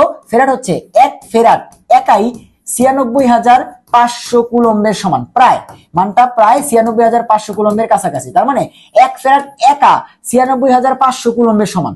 তাহলে কুলম্ব অনেক ছোট একক, ফ্যারাডে হচ্ছে বড় একটা একক, ঠিক আছে? এবং কুলম্ব চার্জের সব থেকে ছোট একক এবং এসআই একক, ঠিক আছে? ফ্যারাডে কিন্তু এসআই একক না, ঠিক আছে? তো এই যে বলছে 96,500 ধরা হয়, এক ফ্যারাড সমান এইটা, এগুলো বলে দেওয়া আছে। এরপর আসো ফ্যারাডের প্রথম সূত্র। সো ফ্যারাডের প্রথম সূত্র আমরা খুব ভালো মতো জানি, আমি ডাইরেক্ট বই থেকে একটু পরে দেখাই, আমি জাস্ট লিখে দিতেছি। আমরা জানি যে ফ্যারাডে কি বলছে, ফ্যারাডে বলছে যে কতটুকু আপনি যখন তড়িৎ বিশ্লেষণ করবেন, এখানে ধর হচ্ছে পাত্রের মধ্যে তুমি অ্যানোড ক্যাথোড সব দিয়ে সাজাইলা। সো এই যে ক্যাথোড ইসের গায়ে কতটুকু ধাতু জমা হবে, কতটুকু তোমার ক্যাথোডের গায়ে তোমার ধাতু জমা হবে, সেটা ডিপেন্ড করবে তুমি কত বেশি কারেন্ট দিবা, কতক্ষণ ধরে এটা চালাবা তার উপরে না। বলো, তুমি যত বেশি কারেন্ট দিবা, যতক্ষণ সময় ধরে এই তড়িৎ বিশ্লেষণ করবা, তত বেশি ধাতু জমা হবে। তো সে এটাই বলছে যে ডাব্লিউ প্রপোর্শনাল টু কি চার্জ, তুমি যত বেশি বিদ্যুৎ দিবা তত। দেন এখান থেকে আমরা যদি হচ্ছে সূত্র লিখি, তাহলে ডাব্লিউ ইজ ইকুয়ালস টু কি লেখা যায়? Z Q. আলটিমেটলি সে জেড ইন্ট্রোডিউস করছিল এখান থেকে, এবং সেখান থেকে লেখা যায় যে বা W is equals to Z এবং কিউ বরাবর একটু আগে দেখলাম আইটি। তো এই ফর্মুলায় তোমরা ইউজ করতে, W is equals to Z IT, যেখান থেকে ডাব্লিউ ফর্মুলা গ্রাম, জেড এর ফর্মুলা বের করা আসতো। জেড সমান কি দেখো তো, এখান থেকে জেড এর ফর্মুলা খুব সহজেই বের করা যায়, ঠিক আছে? জেড মানে কি? W by Q. So W রাখো কি গ্রাম, কিউ রাখো কি কুলম, তাহলে রাখো কি গ্রাম পার কুলম। তাহলে জেড এর একক, ঠিক আছে? এবং জেড কে কি বলা হয়? জেড কে বলা হয় তড়িৎ রাসায়নিক তুল্যাঙ্ক। এগুলা কিন্তু এইচএসসি তে খুব ভালো মতো পড়ার কথা, আমি জাস্ট খালি একটু পড়তে যাচ্ছি। তড়িৎ রাসায়নিক তুল্যাঙ্ক। আর বিগত দিনগুলোর ক্লাসের স্লাইডটা দিই নেই, বাট আজকের ক্লাসে সেটা দিতে হবে, কারণ স্লাইডে অনেক কিছু পড়াইছি, তাই না? সো এই হচ্ছে কথা। আমার মনে হইতেছে যে আজকে তোমাদের পড়ানো উচিত, কারণ অনেকেই সমস্যা ফেস করে, আমি নিজে সমস্যা ফেস করছিলাম, তাই আমি পড়াচ্ছি। সোজা বাংলা কথা, আমি তোমাদের স্লাইডটা এবার দিব, কোনো সমস্যা নাই। বাট মেইন বইয়ের স্লাইড কেউ চায় না ভাই, কমেন্টে বলে যে আপনি মেইন বইয়ের স্লাইড দেন। মেইন বই তুমি এই ক্লাসের সময় কি বলছি, বই নিয়ে বসবা, হাইলাইটার নিয়ে বসবা, বই ভাইয়ের সাথে দাগাবার পড়বা। তাহলে তোমার বই তো তুমি দেখাচ্ছ, আমার বই দেখে তোমার কেন দাগাইতে হবে? কথা বুঝতে পারতেছো না? তোমার পড়ায় হয়ে যাচ্ছে, তোমার বইও দেখানো হয়ে যাচ্ছে, তোমার এমসিকিউ সলভ হচ্ছে, তোমার তো এবার লেকচার সিট দিচ্ছি।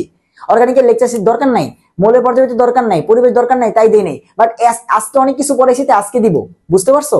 সো ফ্যারাডের ফার্স্ট সূত্র আমরা সবাই জানি, ফ্যারাডের ফার্স্ট সূত্র। সো এখান থেকে আমাদের আরেকটা কনসেপ্ট আছে, জাস্ট এখান থেকে দেখো, বই থেকে পড়ার কিছু নাই, যে এরকম আসবে যে 27 গ্রাম অ্যালুমিনিয়াম যদি ক্যাথোডে জমা করতে চাই, 27 গ্রাম অ্যালুমিনিয়াম ক্যাথোডে জমা করতে কতটুকু বিদ্যুৎ লাগবে, ঠিক আছে? সো আমি বলছি কিন্তু বিদ্যুৎ মানে কিউ চার্জ বুঝাইতেছে, ঠিক আছে? আর বিদ্যুৎ প্রবাহ মানে কারেন্ট। সো মনে রাখবা তুমি যদি কোথাও থেকে 1 মোল ইলেকট্রনকে মুভ করাইতে চাও, তাহলে তোমাকে চার্জ দেওয়া লাগবে 1 ফ্যারাড। 1 মোল ইলেকট্রনকে মুভ করতে চাইলে 1 ফ্যারাড। তাহলে অ্যালুমিনিয়াম কিভাবে পাওয়া যায় বলো তো? অ্যালুমিনিয়াম 3+ থেকে পাওয়া যায় না? অ্যালুমিনিয়ামকে কিভাবে পাওয়া যায়? অ্যালুমিনিয়াম 3+ থেকে। তাহলে অ্যালুমিনিয়াম 3+ থেকে অ্যালুমিনিয়াম বানাইতে হইলে 3+ কে পোষাইতে আরো 3টা ইলেকট্রন নেওয়া লাগবে। সো 3টা ইলেকট্রন ছাড়ক বা নেক, সো 3টা ইলেকট্রন মানে কয় ফ্যারাড? 3 ফ্যারাড। তো 1 ইলেকট্রন মানে 1 ফ্যারাড, তাহলে যত ইলেকট্রন লাগবে তত। সো ক্যালসিয়াম 2+ আছে, ক্যালসিয়ামের ভর কত? 40। সো তুমি যদি 40 গ্রাম ক্যালসিয়াম চাও, তাহলে অবশ্যই ক্যালসিয়াম 2+ থেকে ক্যালসিয়ামে কনভার্ট করতে হবে। তাহলে 2+ মানে 2 ইলেকট্রন, তার মানে 2 ফ্যারাড। এখন তুমি যদি বলো না ভাই আমি 40 গ্রাম করবো না, আমার লাগবে 20 গ্রাম, তার মানে কি তুমি ক্যালসিয়াম 2+ কে ক্যালসিয়াম প্লাসে কনভার্ট করলেই হবে, জাস্ট 1 ফ্যারাড দিলেই হবে। তাহলে 20 গ্রাম জমা হবে, অর্ধেক জমা হবে। 2 ফ্যারাড দিলে হয় 40 গ্রাম, তাহলে 1 ফ্যারাড দিলে হবে কত? 20 গ্রাম। এভাবে বের করবো। তাহলে অ্যালুমিনিয়াম 3 ফ্যারাড দিলে হয় 27, তাহলে প্রতি 9 গ্রামে দেখো তো 1 ফ্যারাড আসতেছে না? তাহলে 9 গ্রামে 1 ফ্যারাড, 18তে হচ্ছে 2 ফ্যারাড, আর 27-এ হচ্ছে 3 ফ্যারাড। সো এরকম প্রশ্ন কিন্তু তোমাদের আসে যে 63.5 গ্রাম কপার জমা করতে কত ফ্যারাড দেওয়া লাগবে। সো যদি কপার 2+ হয় তাহলে 2 ফ্যারাড, আর যদি কপার প্লাস হয় তাহলে 1 ফ্যারাড। কথা বুঝতে পারছো? এই হচ্ছে কনসেপ্ট। আর আরেকটু বুঝাই, যেমন ধরো হচ্ছে আর কি আছে এখান থেকে, ধরো অক্সিজেন দিয়েও যদিও ব্যাখ্যাটা দেওয়া উচিত না, ধরে নাও যে O2 2- আছে, সেটাকে অক্সিজেনে কনভার্ট করতে চাই, তাহলে কত ফ্যারাড দেওয়া লাগবে? কত ফ্যারাড দেওয়া লাগবে? 2 ফ্যারাড দেওয়া লাগবে। মানে এই টাইপের হচ্ছে কথাবার্তা, বুঝতে পারছো? যতগুলো ইলেকট্রন আদান প্রদান হবে তত ফ্যারাড, যতগুলো ইলেকট্রন আদান প্রদান হবে তত ফ্যারাড। এবং এগুলা কিন্তু রিটেন ক্লাসে খুব ভালো মতো পড়া উচিত। সো বই আমাদের এখান থেকে আলটিমেটলি আর কিছু পড়ার নাই, আমরা নিচে চলে যাবো। আমাদের ডিরেক্ট পড়ালেখা আছে হচ্ছে তড়িৎ রাসায়নিক সারিতে, তাই না? সো এখানে একটু ফ্যারাডের সূত্রের সীমাবদ্ধতা আমাদেরকে পড়তে হবে, যে ফ্যারাডের সূত্রের প্রযোজ্যতা কই অ্যাপ্লাই করতে পারবো, আর সীমাবদ্ধতা মেইনলি কি। সো প্রযোজ্যতা, তুমি কি ফিজিক্সে ফ্যারাডের সূত্র অ্যাপ্লাই করতে পারবা? ওই যে ধাতব পরিবহনে বা বর্তনীতে তুমি কি ফিজিক্সের এই ফ্যারাডের সূত্র অ্যাপ্লাই করতে পারবা না? এখানে তোমাকে কুলম্বের সূত্র V=IR অ্যাপ্লাই করতে হবে, তাই তো? কিন্তু ফ্যারাডের সূত্র কই অ্যাপ্লাই করতে হয়? তড়িৎ বিশ্লেষণের ক্ষেত্রে, গলিত তড়িৎ বিশ্লেষণের ক্ষেত্রে এইটা হচ্ছে প্রযোজ্য, সেখানে কিন্তু কুলম্ব ল আবার খাটবে না। আচ্ছা, কিন্তু সীমাবদ্ধতা কি? সীমাবদ্ধতা হচ্ছে এটা শুধুমাত্র তোমার কিসের ক্ষেত্রে প্রযোজ্য? তড়িৎ বিশ্লেষ্য পরিবাহীর ক্ষেত্রে প্রযোজ্য, তড়িৎ বিশ্লেষ্য পরিবাহীর ক্ষেত্রে প্রযোজ্য। ইলেকট্রনীয় পরিবাহীর ক্ষেত্রে তুমি এই সূত্রে অ্যাপ্লাই করতে পারবা না। ফিজিক্সের ক্ষেত্রে ফ্যারাডের সূত্র দিয়ে কোনো লাভ নাই, ঠিক আছে? কারণ এক্ষেত্রে কি হয় না, কোনো জারণ বিজারণ, কোনো ইলেকট্রন আদান প্রদান হয় না, কোনো বিক্রিয়া হয় না, তাই ফ্যারাডের সূত্রে কোনো লাভ নাই। আবার বলতেছে যেসব ক্ষেত্রে শতভাগ তড়িৎ বিশ্লেষ্য পদ্ধতিতে তড়িৎ প্রবাহিত হয়, অর্থাৎ 100% ভেঙে যায়, যেমন সোডিয়াম ক্লোরাইড, এটা থেকে ভেঙে কি হয়? সোডিয়াম প্লাস এবং ক্লোরিন মাইনাস। এই পাশে যদি 100টা সোডিয়াম ক্লোরাইড থাকে, এই পাশে 100টাই সোডিয়াম প্লাস হয়, 100টাই ক্লোরিন মাইনাস হয়। কিন্তু যেখানে একটু কম বেশি হয়, যেমন দুর্বল এসিড তো আর সবগুলা ভাঙে না, তো সেখানে আবার ফ্যারাডের সূত্রটা কি হয় না, 100% কারেক্ট অ্যান্সার বের করতে পারে না। আবার যদি তড়িৎ বিশ্লেষ্য একসাথে একাধিক জারণ বিজারণ হয়ে যায়, তখন আবার ফ্যারাডের সূত্র কাজ হবে না, ঠিক আছে? মানে ত্রুটি বা ভুল চলে আসবে। সো এই হচ্ছে সীমাবদ্ধতা আর হচ্ছে প্রযোজ্যতা ফ্যারাডের সূত্রের, ঠিক আছে? দেন ফ্যারাডের সূত্র প্রয়োগ করে আমাদের এগুলা বের করার কোনো লাভ নাই। আচ্ছা, একটু আমার ইসেদের ভুলে গেলাম, তাই না? দাঁড়াও, এখান থেকে একটা পড়ালেখা আছে নিচে বোধ হয়। ফ্যারাডের সূত্র প্রয়োগ করে তুমি কিন্তু ইলেকট্রনের চার্জ গণনা করতে পারবা, এবং এটা ডিউরা দেখবা। কারা দেখবা? ফ্যারাডের সূত্র প্রয়োগ করে, কি করবা? ইলেকট্রনের চার্জ গণনা করবা। এটাকে হচ্ছে তোমার ডিউতে দিয়ে দিবে। সেটা কিভাবে করবো ভাইয়া? দেখো তুমি কি পড়ছো, তোমার একটু আগে বললাম যে 1 মোল ইলেকট্রন আদান প্রদান হইলেই সেটা 1 ফ্যারাড, এবং 1 ফ্যারাড মানে 96,500 কুলম্ব। এতটুকু তো পড়ছি। তাহলে 1 মোল ইলেকট্রন আদান প্রদান হইলে 1 ফ্যারাড, যেটা আলটিমেটলি 96,500 কুলম্ব চার্জ, তাই তো? এখন 1 মোল ইলেকট্রন থাকে কয়টা? 6.023 10 টু দি পাওয়ার 23। তাহলে এতগুলো ইলেকট্রনের চার্জ কত কুলম্ব? এতগুলো ইলেকট্রনের চার্জ 96,500 কুলম্ব। তাহলে একটা সিঙ্গেল ইলেকট্রনের চার্জ কত? এত 96,500 ডিভাইডেড বাই 6.023 10 টু দি পাওয়ার 23 ভাগ করে দেখবা আসবে 1.6 10 টু দি পাওয়ার -19 কুলম্ব। এই যে ইলেকট্রনের চার্জ গণনা করলাম কই থেকে? ফ্যারাডের সূত্র থেকে। কনসেপ্ট বুঝতে পারছো? তাহলে এইভাবে কিন্তু ছোটখাটো প্রশ্ন ডিউতে দিয়ে দিতে পারে, ডিউতে দিতে পারে, এবং এগুলো কিন্তু রিটেন ক্লাসে পড়ার কথা। ভাই আজকে অনেক কিছু পড়াই দিয়েছি, ঠিক আছে? আচ্ছা, এরপর আর পড়ার কিছু নাই, তাই পড়াই দিছি। তোমাদের প্যাচ লাগবে তাই পড়াই দিছি, তোমাদের প্যাচ লাগবে তাই পড়াইছি। যেমন ধরো সিলভার প্লাস আছে, সিলভারে কনভার্ট করতে চাও, তাহলে প্লাস মানে কি একটা, সো একটা ইলেকট্রন আদান প্রদান করছো, তাহলে কয় ফ্যারাড লাগবে? 1 ফ্যারাড। কয় ফ্যারাড লাগবে? 1 ফ্যারাড। সো 1 মোলের জন্য 1 ফ্যারাড, ঠিক আছে? যাদের দ্বি ধনাত্মক মানে 2 প্লাস তাদের জন্য 2 ফ্যারাড, যাদের ত্রি ধনাত্মক 3 তাদের হচ্ছে 3 প্লাস, এরকম। এরপর নিচে আসো, নিচে আসো, কই চলে যাবা ডিরেক্ট?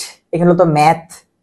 আচ্ছা, ইলেকট্রোড বিক্রিয়া, এখানেও পড়ার মতো কিছু নাই। বিক্রিয়া নিয়ে আমরা কোন জায়গায় পড়তে হবে সেটা পড়বো, ডিরেক্ট চলে আসবে এখানে, ঠিক আছে? দেখো যে তড়িৎ বিশ্লেষণ আমরা যখন করি তখন দুইটা জিনিস থাকে, একটা অ্যানোড থাকে, একটা ক্যাথোড থাকে। একটা অ্যানোড থাকে, একটা ক্যাথোড থাকে, এবং এখানে অবশ্যই পানি থাকে তরল হিসেবে, তাই তো? সো পানি আছে মানে সেখানে কি আছে? H প্লাস আছে, OH মাইনাস আছে। আর তুমি ধর হচ্ছে সোডিয়াম ক্লোরাইড নিলা, তাহলে সোডিয়াম প্লাস আছে, ক্লোরিন মাইনাস আছে। সো আমরা জানি অ্যানোডে হবে জারণ, কি হবে? আমাদের যে মাইনাসরা আছে এরা এই মাইনাস ইলেকট্রনটাকে ছাইরা দিয়ে অ্যানোডে চলে যাবে, আর যারা প্লাসরা আছে তারা ক্যাথোড থেকে ইলেকট্রন নিয়ে ক্যাথোডে যাবে, ক্যাথোডে হবে বিজারণ। এই জিনিসগুলো জানি, অ্যানোডে জারণ, ক্যাথোডে বিজারণ। কিন্তু কথা হচ্ছে ভাই এখানে প্লাস আছে দুইজন, H প্লাস Na প্লাস, আর মাইনাস আছে দুইজন, OH মাইনাস, ক্লোরিন মাইনাস। তো কোন মাইনাসটা অ্যানোডে যাবে আর কোন প্লাসটা ক্যাথোডে যাবে কেমনে বুঝবো? তিনটা জিনিস দেখে বুঝবা। কে অ্যানোডে যাবে, কে ক্যাথোডে যাবে, এই জিনিসটা ডিপেন্ড করে তিনটা জিনিসের উপরে। সেটা কি? প্রথমে আসো তড়িৎ রাসায়নিক সারিতে আয়নের অবস্থানের উপরে, তড়িৎ রাসায়নিক সারিতে আয়নের অবস্থানের উপরে, তড়িৎ রাসায়নিক সারিতে আয়নের অবস্থানের উপরে। এখন তড়িৎ রাসায়নিক সারিতে যে উপরের দিকে থাকে সেই কি হবে? তোমার আগে চলে যাবে, বা এই টাইপের কথাবার্তা, বা তড়িৎ রাসায়নিক সারি দেখে আমরা হচ্ছে বুঝবো। সেকেন্ড, যদি তড়িৎ রাসায়নিক সারি দিয়ে কাজ না হয় তখন আমরা দেখবো হচ্ছে তোমার ঘনমাত্রার প্রভাব, ঠিক আছে? আলটিমেটলি তিনটা জিনিসের উপর ডিপেন্ড করে, একটা হচ্ছে তড়িৎ রাসায়নিক সারি, আমি তিনটা ক্লিয়ার করে দিচ্ছি, একটা হচ্ছে ঘনমাত্রার প্রভাব, এবং আরেকটা হচ্ছে তড়িৎ দ্বার, এই যে অ্যানোড এবং ক্যাথোড কি দ্বারা তৈরি তার উপর, অ্যানোড এবং ক্যাথোড কি দ্বারা তৈরি তার উপর, ঠিক আছে? সো প্রথমে আসো তড়িৎ রাসায়নিক সারি। এই সারি তো আমরা সবাই পড়ছি, তাই না? লিকে, কানা, ম্যাকগ্যাভারের জন্য, আর যে যেভাবে মনে রাখছো মনে রাখো, কোনো সমস্যা নাই। সো ক্যাটায়ন এবং অ্যানায়ন, অনেকে কিন্তু শুধুমাত্র ক্যাটায়ন পড়ো, শুধুমাত্র ক্যাটায়ন গুলো মুখস্থ করো, অ্যানায়ন গুলো মুখস্থ করো না। অ্যানায়ন গুলো মুখস্থ করতে হবে, অ্যানায়ন গুলো মুখস্থ করতে হবে। এইবার আসো, এই যে সারিটা তোমরা দেখতে পারতেছো, এই সারিটার আমরা জানি উপরের দিকে কি আছে, যেহেতু প্লাস মানে এইটার তোমার কি বিজারক, বিজারক কি করে? ইলেকট্রন ত্যাগ করে, তাহলে ও যে প্লাস মানে ওর প্লাস হওয়ার ক্ষমতা বেশি, ওর বিজারক হওয়ার ক্ষমতা বেশি, বিজারক হওয়ার ক্ষমতা বেশি। আর নিচের দিকে যেটা আছে এটা কি করে? তোমার আস্তে আস্তে নিচের দিকে আসছে, মানে কি? ও ইলেকট্রন ছাড়তে চায় না, মানে ওর কি? ও হচ্ছে জারক। প্রথমটা ক্লিয়ার?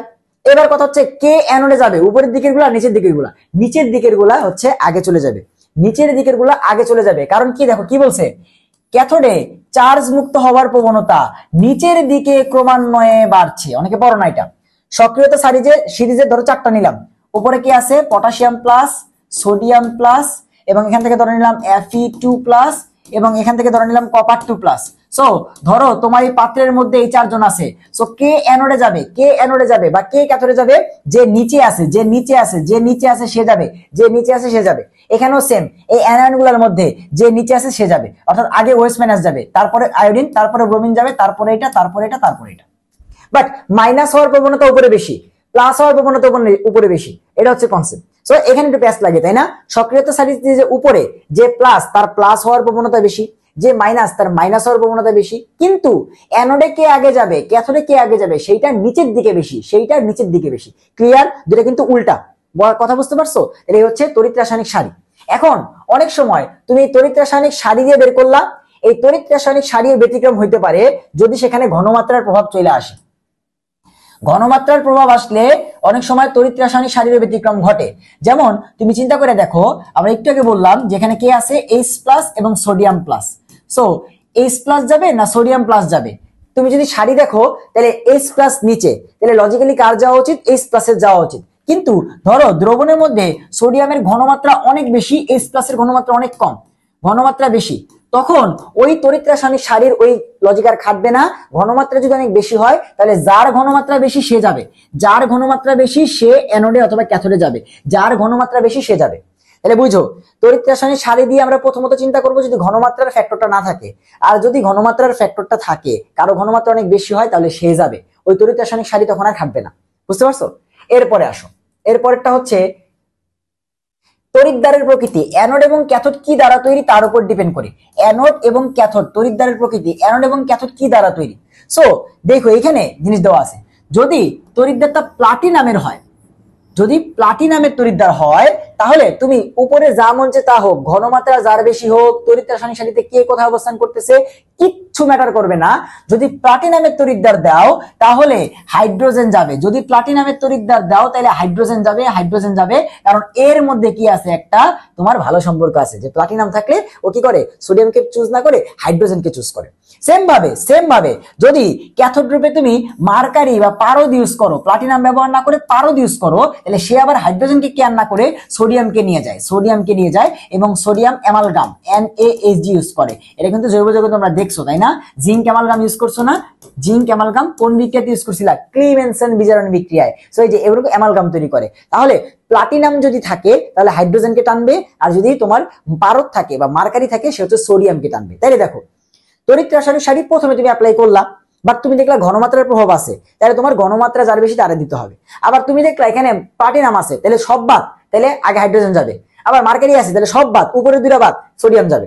এখন ধরো প্লাটিনাম বা মার্কারি একটাও নাই, তাহলে তুমি এবার ঘনমাত্রা দেখো, যদি ঘনমাত্রা সেম থাকে তাহলে তুমি সারি দেখো। তাহলে সব থেকে বেশি গুরুত্ব কার? তড়িৎদ্বারের প্রকৃতি, তারপরে ঘনমাত্রা, সবার লাস্টে হচ্ছে আমাদের ওই তড়িৎ রাসায়নিক সারি। কিন্তু আমরা তড়িৎ রাসায়নিক সারিটা আগে পড়ি, তাই আমাদের প্যাচ লাগে, ওটার গুরুত্ব সব থেকে কম। বুঝতে পারছো? এটার গুরুত্ব সব থেকে বেশি। তাহলে এই টপিকটা ক্লিয়ার? ওকে, নিচে আসো। তাহলে আমাদের এই টপিকে যে পড়ালেখা ছিল, এই চ্যাপ্টারে যতটুকু পড়ালেখা ছিল সেটা শেষ। এখন জাস্ট আমাদের যা আছে মুখস্থ, এখন খালি দেখাই দিব। সো এই যে এত কিছু করতেছি, এই যে তড়িৎ বিশ্লেষণ শিখতেছি, কেন শিখতেছি, কিসের জন্য? দেখো, এই পদ্ধতিতে, ডাউন পদ্ধতিতে গলিত সোডিয়াম ক্লোরাইডের তড়িৎ বিশ্লেষণে সোডিয়াম ধাতু নিষ্কাশন করা হয়। এরপরে প্রত্যেকটা একটা এমসিকিউ। মার্কারি ক্যাথোড সেলে সোডিয়াম ক্লোরাইডের জলীয় দ্রবণে তড়িৎ বিশ্লেষণে কস্টিক সোডা বা সোডিয়াম হাইড্রোক্সাইড, হাইড্রোজেন, ক্লোরিন উৎপাদন করা হয়। সোডিয়াম ক্লোরাইডের জলীয় বিশ্লেষণে তড়িৎ বিশ্লেষণকালে সোডিয়াম ক্লোরাইড উৎপাদন করা হয়। গলিত ক্যালসিয়াম ক্লোরাইড এবং গলিত ম্যাগনেসিয়াম ক্লোরাইডের তড়িৎ বিশ্লেষণে যথাক্রমে ক্যালসিয়াম এবং ম্যাগনেসিয়াম ধাতু নিষ্কাশন করা হয়। বিশুদ্ধ বক্সাইট 9 10-এ ছিল, তোমরা হয়তো পড়ো নাই।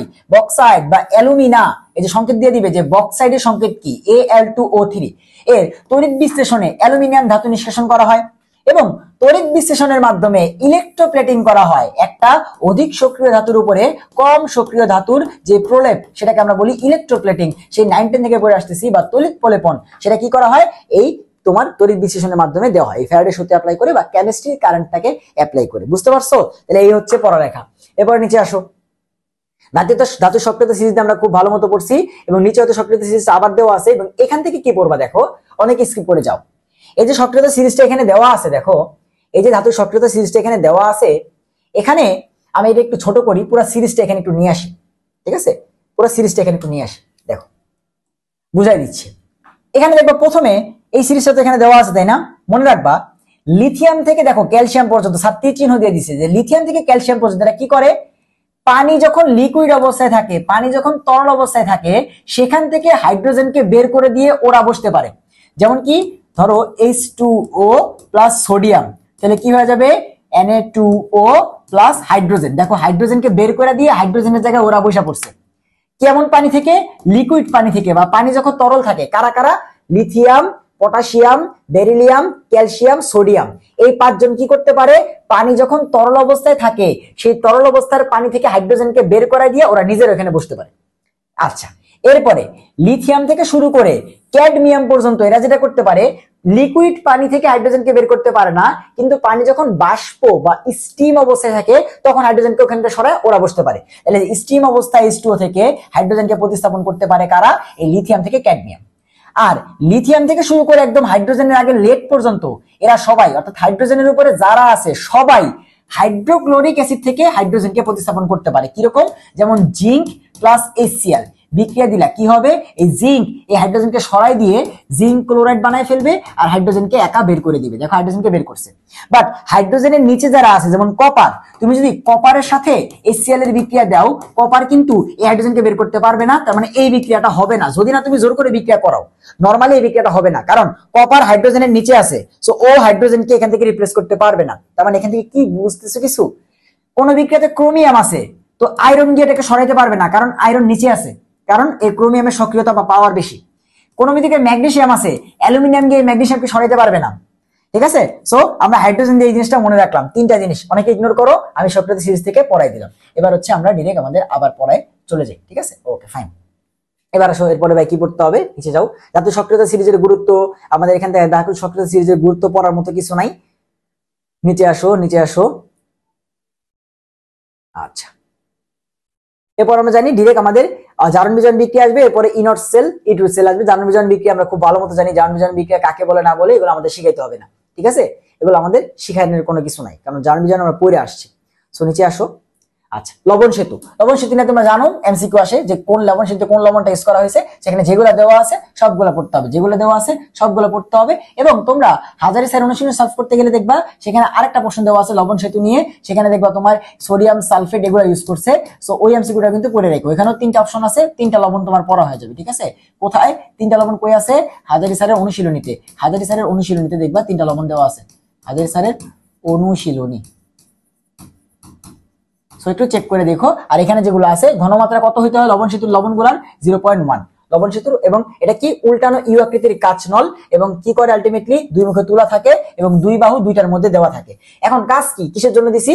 কাজ একটা বললেই ইনাফ, যে তড়িৎ তোমার কি করে তড়িৎ বিশ্লেষের আয়ন দুটি অ্যানোড এবং ক্যাথোডে বিজারিত হবে না। আচ্ছা, এটা তো কাজ না, নিচে ভূমিকা দেওয়া আছে, সরি। কি বলছে? যে আলটিমেটলি এটা পরোক্ষ সংযোগকারী হিসেবে কাজ করে, এই টপিকটা আসবে না। কিন্তু এইটা দেখো, লবণ সেতু কোষের বর্তনী পূরণ করে, কোষের বর্তনী বা সার্কিটটা লবণ সেতু পূরণ করে যদি সেখানে ক্যাটায়ন বা অ্যানায়ন কমতি হয়, ও নিজে সেখানে ক্যাটায়ন অ্যানায়ন সাপ্লাই দিয়ে ওই বর্তনীটাকে পূরণ করে। এবং উভয় অর্ধকোষের বৈদ্যুতিক চার্জের নিরপেক্ষতা বজায় রাখে। খুব ইম্পর্টেন্ট, লবণ সেতু থেকে এই দুটা ইম্পর্টেন্ট, লবণ সেতু থেকে এই দুটা খুব ইম্পর্টেন্ট, খুব ইম্পর্টেন্ট। ডিউ রিটেনে ডিরেক্ট বলে দিবে যে লবণ সেতুর ভূমিকাগুলো লেখো, লবণ সেতুর ভূমিকা লেখো 1 নাম্বার অথবা 2 নাম্বারের জন্য। তখন কি লিখবা?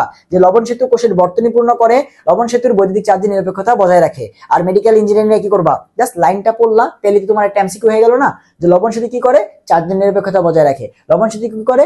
বর্তনী পূরণ করে। ঠিক আছে? এবং এইচএসসি যারা এখানে এই ভিডিওগুলো দেখো, এইচএসসি যারা আছো 25 ব্যাচ 26 ব্যাচ বা ফিউচারে যারা দেখবা, চিন্তা করে দেখো এই প্রশ্নগুলো যখন তোমার আসে তুমি কি করে যাও? খালি ফ্যারাডের সূত্র করে গেছো, W=ZIT ই সেল, এবং যখন এখান থেকে এরকম প্রশ্ন দেয় তখন তুমি কিন্তু আর পারো না, কারণ তুমি মেন বইটা পড়ো না। আমি তো জানি, আমরা তো এগুলো করছি, তাই না? W=ZIT পড়ে গেছি এবং ই সেল পড়ে গেছি, এমসিকিউ পারি না। এমসিকিউ বন্ধু বান্ধবের থেকে দেখতাম, তাই না? কারণ এমসিকিউ নিজে পড়িনি, এগুলো তো পড়িনি, বুঝতে পারছো? বন্ধুদের থেকে দেখা লাগতো বা তোমার হচ্ছে উল্টাপাল্টা দেখানো লাগতো, বুঝতে পারছো? বাট এখন থেকে আমি চিন্তা করি এই বাংলাদেশে যদি এই ক্লাসগুলা কেউ করে, আমি আশা করি, আমি এই জন্যই সিরিজটা বানাইছি যে কোন শিক্ষার্থীর যেন এমসিকিউতে কোনো সমস্যা না হয়, সেটা এইচএসসি হোক, অ্যাডমিশন হোক, বা তুমি যে কোনো জায়গায় পরীক্ষা দাও, কেমিস্ট্রিতে অন্তত না হয়। যেহেতু কেমিস্ট্রি আমি পড়াই, আমার সাবজেক্টে সমস্যা থাকা যাবে না এমসিকিউতে। ঠিক আছে? রিটেন তো সবাই পড়ায়, বাট এই জিনিসটা আমার মনে হয়েছে করা উচিত, তাই করছি, বুঝতে পারছো? ওকে, এরপরে তোমার ই সেলের কনসেপ্ট আছে। ই সেলের যে কোনো একটা সূত্র পড়লেই ইনাফ, যে ই সেল সমান সমান E naught anode plus E naught cathode, এটা পড়লেই enough. E naught anode plus E naught cathode একটা পড়লেই ইনাফ। ই সেলের ম্যাথ তোমরা খুব ভালোভাবে করছো আমি জানি, সেখান থেকে নিচে আসো। ই সেলের ম্যাথ খুব ভালোভাবে করছো, কিন্তু নিচে চলে আসো, নিচে চলে আসো। আমাদের কি পড়তে হবে? আমাদের পড়তে হবে, আরো নিচে আসো। আচ্ছা, জারণ বিভব, বিজারণ বিভব, নিচে আসো, নিচে আসো, নিচে আসো। তড়িৎ রাসায়নিক সারি এগুলো আমাদের পড়া দরকার নাই। এই যে প্রমাণ হাইড্রোজেন তড়িৎদ্বার বা প্রমাণ তড়িৎদ্বার বিভব। হাইড্রোজেন তড়িৎদ্বারের বিভবটাকে 0 ধরে নেওয়া হয়েছে। কিসের জন্য? কারণ হাইড্রোজেন একটা বাউন্ডারি হিসেবে কাজ করতেছে। দেখো হাইড্রোজেনটা কিন্তু এখানে ছিল, ওর উপরে ধাতুগুলা ছিল, ওর নিচে কপার টপার এগুলা ছিল। সো হাইড্রোজেনেরটাকে 0 ভোল্ট ধরে নেওয়া হয়েছে ই সেলের ভ্যালু, তাহলে এর উপরে গুলা প্লাস হবে আর হাইড্রোজেনের নিচের গুলা মাইনাস হবে। সো এটাকে একটা স্ট্যান্ডার্ড স্কেল ধরে নেওয়া হয়েছে হাইড্রোজেনটাকে, এই জন্য এটাকে বলি যার সাপেক্ষে মাপি তাকে আমরা স্ট্যান্ডার্ড বলি। তাহলে স্ট্যান্ডার্ড হাইড্রোজেন তড়িৎদ্বার বা ইলেকট্রোড, এবং এটা কত ঘনমাত্রার? 1 মোলার ঘনমাত্রা, এবং আমরা সবাই জানি যে কক্ষ তাপমাত্রা বা 25 ডিগ্রি সেলসিয়াস বা 298 কেলভিনে এই জিনিসটাকে হাইড্রোজেনটাকে কত ধরা হয়েছে? 0 ভোল্ট ধরা হয়েছে, এবং হাইড্রোজেনের উপরের গুলা প্লাস নিচের গুলা মাইনাস। তো এই হচ্ছে কনসেপ্ট। এবং এই হাইড্রোজেনের তড়িৎদ্বারের যে ইটা তোমার রিটেন প্রকাশটা এটা কিভাবে লেখা হয় এটা খুব ইম্পর্টেন্ট। এমসিকিউতে আসবে যে হাইড্রোজেন তড়িৎদ্বার নিচের কোনটি? মনে রাখতে হবে যে হাইড্রোজেন প্লাটিনামকে খুব ভালোবাসে। সো প্লাটিনাম সলিড এটা হচ্ছে তড়িৎদ্বার বা ক্যাথোড বা অ্যানোড। সো এই যে হাইড্রোজেন এটা গ্যাস অবস্থায় থাকবে, এবং গ্যাস হইলে সেখানে প্রেসার মেনশন করা লাগবে 1 atm। সেখান থেকে কি হয়ে যাবে? H প্লাস অ্যাকুয়াস বা পানির মধ্যে চলে যাবে, ঘন পানির মধ্যে গেলে ঘনমাত্রা চলে আসবে 1 মোলার। এখানে যেভাবে দেওয়া আছে হুবহু সেভাবে এমসিকিউ অপশনে দাগাইতে হবে, হুবহু। এখানে 1 মোলার আগে দিলা 1 atm পরে দিলা তাহলে হবে না কিন্তু, ঠিক আছে? এবং মানটা কত? 0। সেটা হচ্ছে হাইড্রোজেনের যে তোমার এই কোষ ডায়াগ্রাম বা জারণ বিজারণের ডায়াগ্রাম সেটা কিন্তু হুবহু লিখতে হয়, বুঝতে পারছো? এবং হাইড্রোজেন তড়িৎদ্বারকে কি বলা হয়? SHE বা স্ট্যান্ডার্ড হাইড্রোজেন ইলেকট্রোড বা প্রমাণ হাইড্রোজেন বিভব বা তড়িৎদ্বার বিভব, ঠিক আছে? আচ্ছা, এরপর নিচে আসো। আমি জানি ইনট সেল, নার্নস্ট ইকুয়েশন এগুলো তোমরা খুব ভালোভাবে পড়ছো। এবার নিচে আসো, এখান থেকে সববার মুখস্থ করা দরকার নাই। দেখবা বেশিরভাগ সময় যেগুলো ইউজ করো যেমন জিঙ্ক, কপার, এগুলো ইউজ করতে করতে তোমাদের মানে মুখস্থ হয়ে যাওয়ার কথা। যে জিঙ্ক কত? তোমার 0.76, জিঙ্ক 0.76, কপার হচ্ছে 0.34। এগুলো তোমরা ম্যাথে কিন্তু অনেকবার করে ইসিলে ম্যাথ করলে এগুলো এমনি মনে থাকা উচিত। আচ্ছা, ধাতুর ক্ষয় বা অ্যানোডিক জারণ কি বলছে দেখো? ধাতুর ক্ষয় বা অ্যানোডিক জারণ, এই যে কোনো ধাতুর ক্ষয় হয় সেটা হচ্ছে অ্যানোডিক জারণ, অর্থাৎ অ্যানোডের জারণের মাধ্যমে ধাতুর ক্ষয় হয়। অ্যানোডের জারণের মাধ্যমে সেখানে দেখো কি আছে? লোহায় মরিচা পড়া, এবং মরিচা পড়ার বিক্রিয়া দেওয়া আছে, ঠিক আছে? মরিচার বিক্রিয়া ডিরেক্ট পরীক্ষায় দিয়ে দিলে কি করবা বলো? রিটেন যাদের আছে সেই 9-10 থেকে মরিচার বিক্রিয়া দেখতেছি যে মরিচা জলীয় বাষ্প অক্সিজেনের সাথে বিক্রিয়া করে তোমার কি ক্ষয় হয়। এখন এই ক্ষয়টা কেমন হয়? অ্যানোডিক জারণ প্রক্রিয়া। খুবই ইম্পর্টেন্ট। এরপর নিচে চলে আসি। আচ্ছা, এই প্রশ্নগুলা এগুলো তো বারবার বলতেছি যে ডিউরিটিনে আসবে, অথবা এইচএসসি তে যারা দেখতেছো তাদের খ নাম্বার আসবে যে ড্যানিয়েল সেলে জিঙ্ক যন্ত্রটি বিজারক রূপে কেন ইউজ করা হয়? কারণ আমরা জানি যে জিঙ্ক উপরের দিকে আছে, তাই তো? তাহলে জিঙ্ককে কি ইউজ করা হবে? বিজারক হিসেবে। কপার নিচের দিকে আসে, ওকে জারক হিসেবে ইউজ করা হয়, তাই তো? বিজারক মানে কি? ওর জারণ হবে, আর মানে কি? ওর বিজারণ হবে, তাই তো? কারণ উপরের দিকে আছে ওরিত জারণ হবে, ও নিচের দিকে আছে ওরিত বিজারণ হবে, তাই না? সক্রেটিস সিরিজে এই ব্যবহারগুলা জাস্ট লিখতে পারলেই হবে। এবার আসো নিচে আসো। ইসেল, এই যে ভাইয়া পেজটা যেটা তোমরা সবাই ইগনোর করে যাও। সিস্টেমের কোন প্রক্রিয়ার স্বতঃস্ফূর্ততার সাথে গিবসের মুক্ত শক্তি হ্রাসের সম্পর্ক খুব ইম্পর্টেন্ট। একটু পড়াই নিয়ে আসি, তারপর বই পড়াই, তাহলে বুঝবা। স্বতঃস্ফূর্ততা কিভাবে নির্ণয় করা হয় ভাইয়া? স্বতঃস্ফূর্ততা অনেক কোর্স হয়েছে শীতে যে ভাইয়া যদি আমাদের এই যে ই সেল যেটা আছে এটা ই নট সেল হোক আর ই সেল হোক, ঠিক আছে? যেটাই হোক না কেন, ই সেল বলো আর ই নট সেল বলো, সেই ভ্যালুটা যদি কি হয় ভাইয়া 1-এর থেকে বড় হয় তাহলে আমরা বলি যে এই বিক্রিয়াটা স্বতঃস্ফূর্ত, মানে নিজেই হয়, আপনা আপনি হয়, আমাদের কিছু করা লাগে না, ওরা নিজেরাই বিক্রিয়া করে, জারণ বিজারণ বিক্রিয়া করে, বিক্রিয়াটা স্বতঃস্ফূর্ত। যদি 2 নাম্বার, যদি এই ই নট সেল অথবা ই সেল যেটাই বলো না কেন, এটা হচ্ছে প্রাইমারি অবস্থায়, আদর্শ অবস্থায়, যখন ঘনমাত্রা 1 মোলার থাকে, তারপরে 1 atm প্রেসার থাকে, 25 ডিগ্রি সেলসিয়াস তাপমাত্রা থাকে, তখন ই নট সেল বের করি। আর চেঞ্জ হয়ে গেলে আমরা কি করি? নার্নস বের করি না এইভাবে যে ই সেল সমান E not cell minus RT divide by NF লন কিউ, এভাবে বের করি না আমরা সেইটা। সো যেটাই হোক না কেন, এটা যদি তোমার কি হয় 1-এর থেকে ছোট হয়, তার মানে বিক্রিয়াটা হচ্ছে অস্বতঃস্ফূর্ত,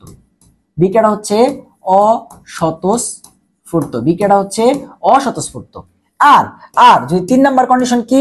এই যে ই নট সেল বলো আর হচ্ছে ই সেল বলো, এই ভ্যালুটা যদি 0-এর সমান হয় তাহলে সেখানে কোনো বিক্রিয়া হচ্ছে না। দেখো কোনো বিভব নাই, কোনো কারেন্ট নাই, কোনো জারণ বিজারণ বিক্রিয়া হচ্ছে না, তার মানে সেই কোষটি কি? সেই কোষটি বা যেই কোষের মধ্যে এই কাহিনী হচ্ছে, যাদেরকে দিছো সেই কোষটি হচ্ছে আলটিমেটলি মৃত কোষ, ঠিক আছে? কোষটি মৃত বা সেল ইজ ডেড। কথা বুঝতে পারছো? আমরা জানি ই সেলের মান একের থেকে বড় হইলে স্বতঃস্ফূর্ত, আমরা ম্যাথ করতাম না যে বিক্রিয়াটা স্বতঃস্ফূর্ত হবে কিনা, তখন ই সেল বের করে যদি একের থেকে বড় আসতো বলতাম স্বতঃস্ফূর্ত, একের থেকে ছোট আসতে বলতাম অস্বতঃস্ফূর্ত, ঠিক আছে। এবং ই সেল 0 আসলে বলতাম কোষ্ঠীমিত। আচ্ছা, এটা গেল স্বতঃস্ফূর্ততা। এরপর আসো, আমাদের বলতো পাত্রে রাখা যাবে কিনা, পাত্রে রাখা যাবে কিনা, বলতো না যে জিঙ্ককে কপারের পাত্রে রাখা যাবে কিনা, ম্যাগনেসিয়ামকে অমুকের পাত্রে রাখা যাবে কিনা, তখন কি জানি করতাম, তখন আমরা ই সেল বের করতাম। সেম ভাবে ই নট সেল বের করো আর ই সেল বের করো, একই কথা। এইটা যদি গ্রেটার দ্যান 1 হয় তার মানে কি বিক্রিয়াটা স্বতঃস্ফূর্ত। একটু আগে পড়ে আসলাম একের থেকে বড় হইলে স্বতঃস্ফূর্ত, মানে নিজে নিজেই বিক্রিয়া করে, তোমার কিছু করা লাগে না। সো তুমি কি করতে চাইতেছো, কোনো একটা কিছুকে একটা পাত্রে রাখতে চাইতেছো।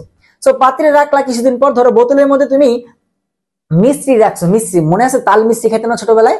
সো তুমি তো জানো যে বোতলের প্লাস্টিক আর মিশ্রি বিক্রিয়া করে না, বাট রাইখা দিলা, ওদের ই সেল লেভেল একের থেকে বেশি হয়ে গেল, ওরা কি করলো বিক্রিয়া করলো, এবং তুমি এসে দেখলা যে 1 মাস পর তুমি মিশ্রি খেতে গেলে, দেখলা কিরে মিশ্রি নাই, সব বিক্রিয়া করে বোতলের সাথে, বোতলও অবস্থা খারাপ, মিশ্রিও নাই। তার মানে কি ওদের ই সেলের ভ্যালু, ওদের যে জারণ বিজারণ বিক্রিয়ার সেই ই সেলের ভ্যালু একের থেকে বড়, তো বিক্রিয়াটা স্বতঃস্ফূর্ত ভাবে হয়েছে, তুমি কিছু করো আর না করো ওরা বিক্রিয়া হয়ে গেছে। তো তুমি কি এমন কোন জায়গায়, এমন কোন পাত্রে কোনো কিছু রাখবা যেখানে নিজে নিজে তোমার অর্ডার ছাড়াই বিক্রিয়া হয়ে যাবে তোমার ইচ্ছার বিরুদ্ধে? তুমি একটা পাত্রে কোনো জিনিস রাখো কেন, দীর্ঘদিন সংরক্ষণ করার জন্য, যেন ওরা বিক্রিয়া না করে। বাট ই সেল লেভেল একের থেকে বড় হলে তুমি বলতেছো স্বতঃস্ফূর্ত, আর স্বতঃস্ফূর্ত মানে তুমি বলতেছো যে এটা কি, এটা হচ্ছে ভাইয়া স্বতঃস্ফূর্ত, এটা হচ্ছে স্বতঃস্ফূর্ত। তার মানে কি করা যাবে না, ওই পাত্রে তুমি ওই জিনিসটাকে রাখা যাবে না। রাখলে কি হবে, নিজে নিজে বিক্রিয়া করে, নিজে নিজে বিক্রিয়া করে কি করে ফেলবে ভাইয়া, নিজে নিজে বিক্রিয়া করে তোমার হচ্ছে ক্ষয় হয়ে যাবে।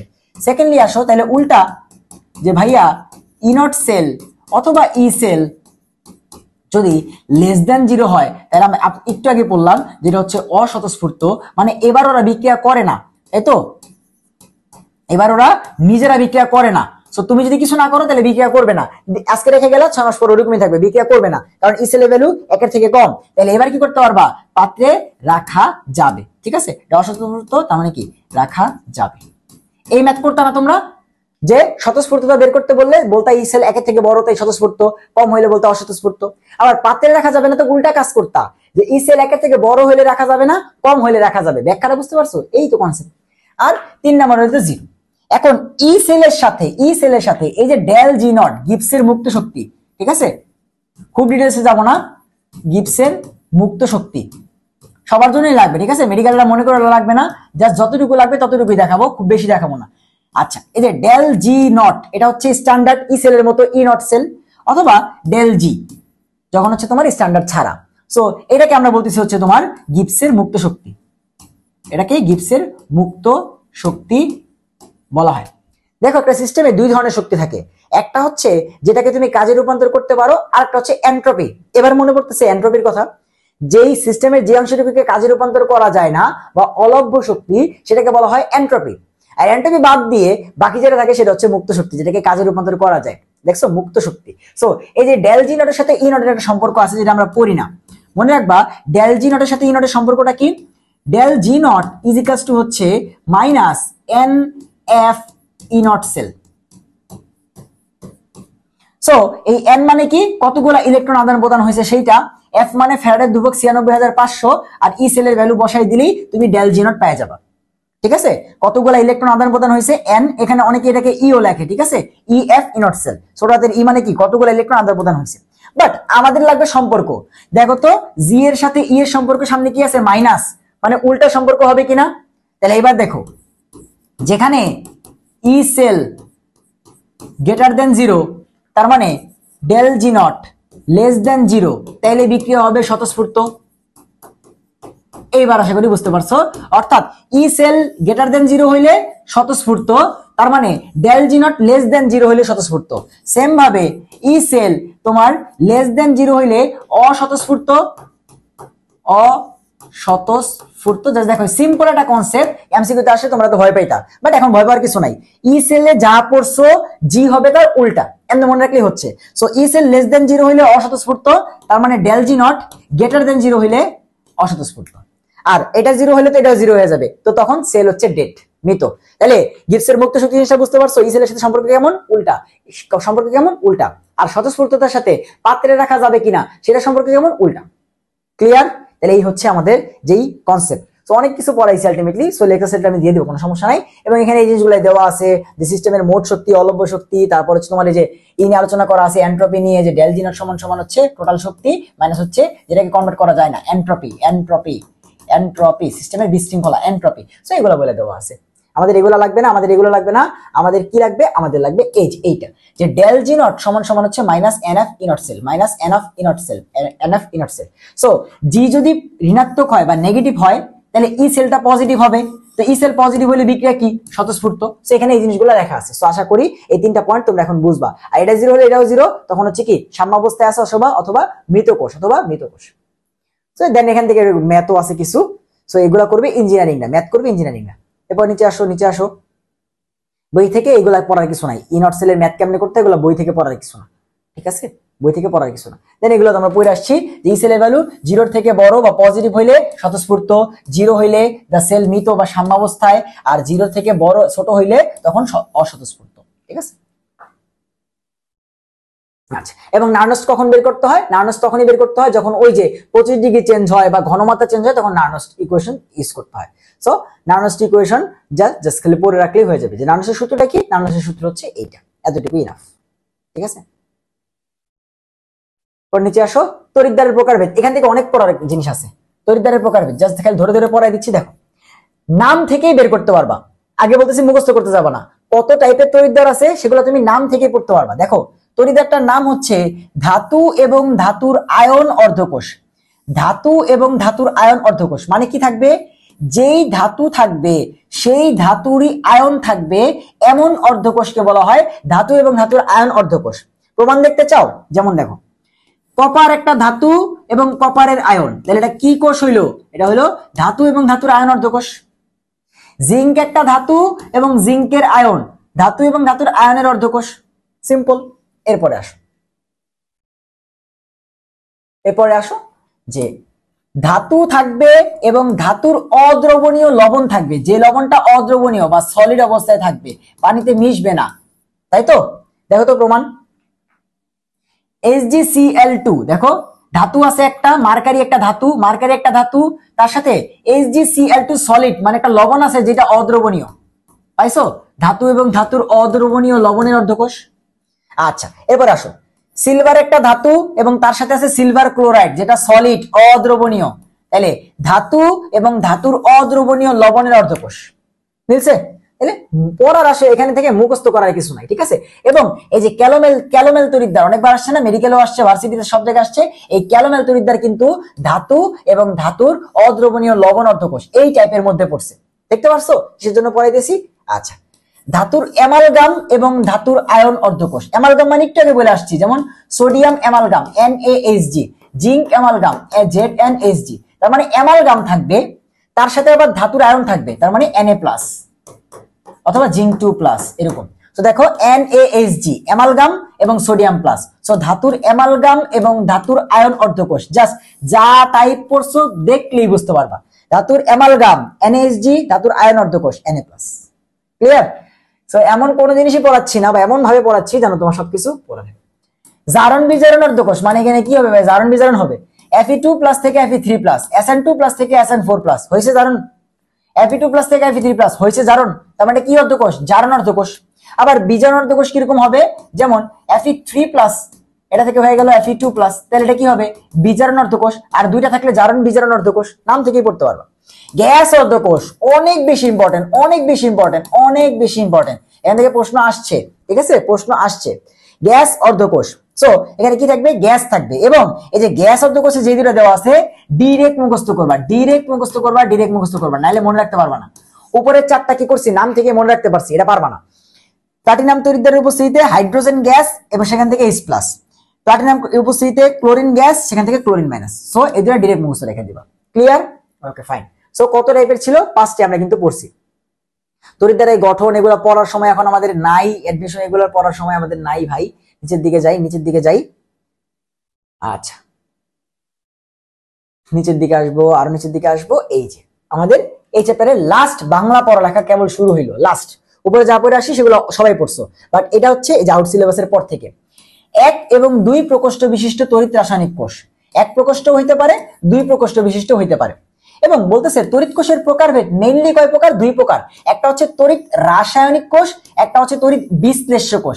একটা হচ্ছে তড়িৎ রাসায়নিক কোষ, একটা তড়িৎ বিশ্লেষ্য কোষ। এবার সব থেকে বড় কনফিউশন হচ্ছে ভাইয়া এই দুটোর যে প্যাচ ভাই কিচ্ছু পারি না, এই দুটো বুঝি না যে কোনটা রাসায়নিক কোষ আর কোনটা হচ্ছে তড়িৎ বিশ্লেষ্য কোষ। আসলে ক্লিয়ার করে দিচ্ছি।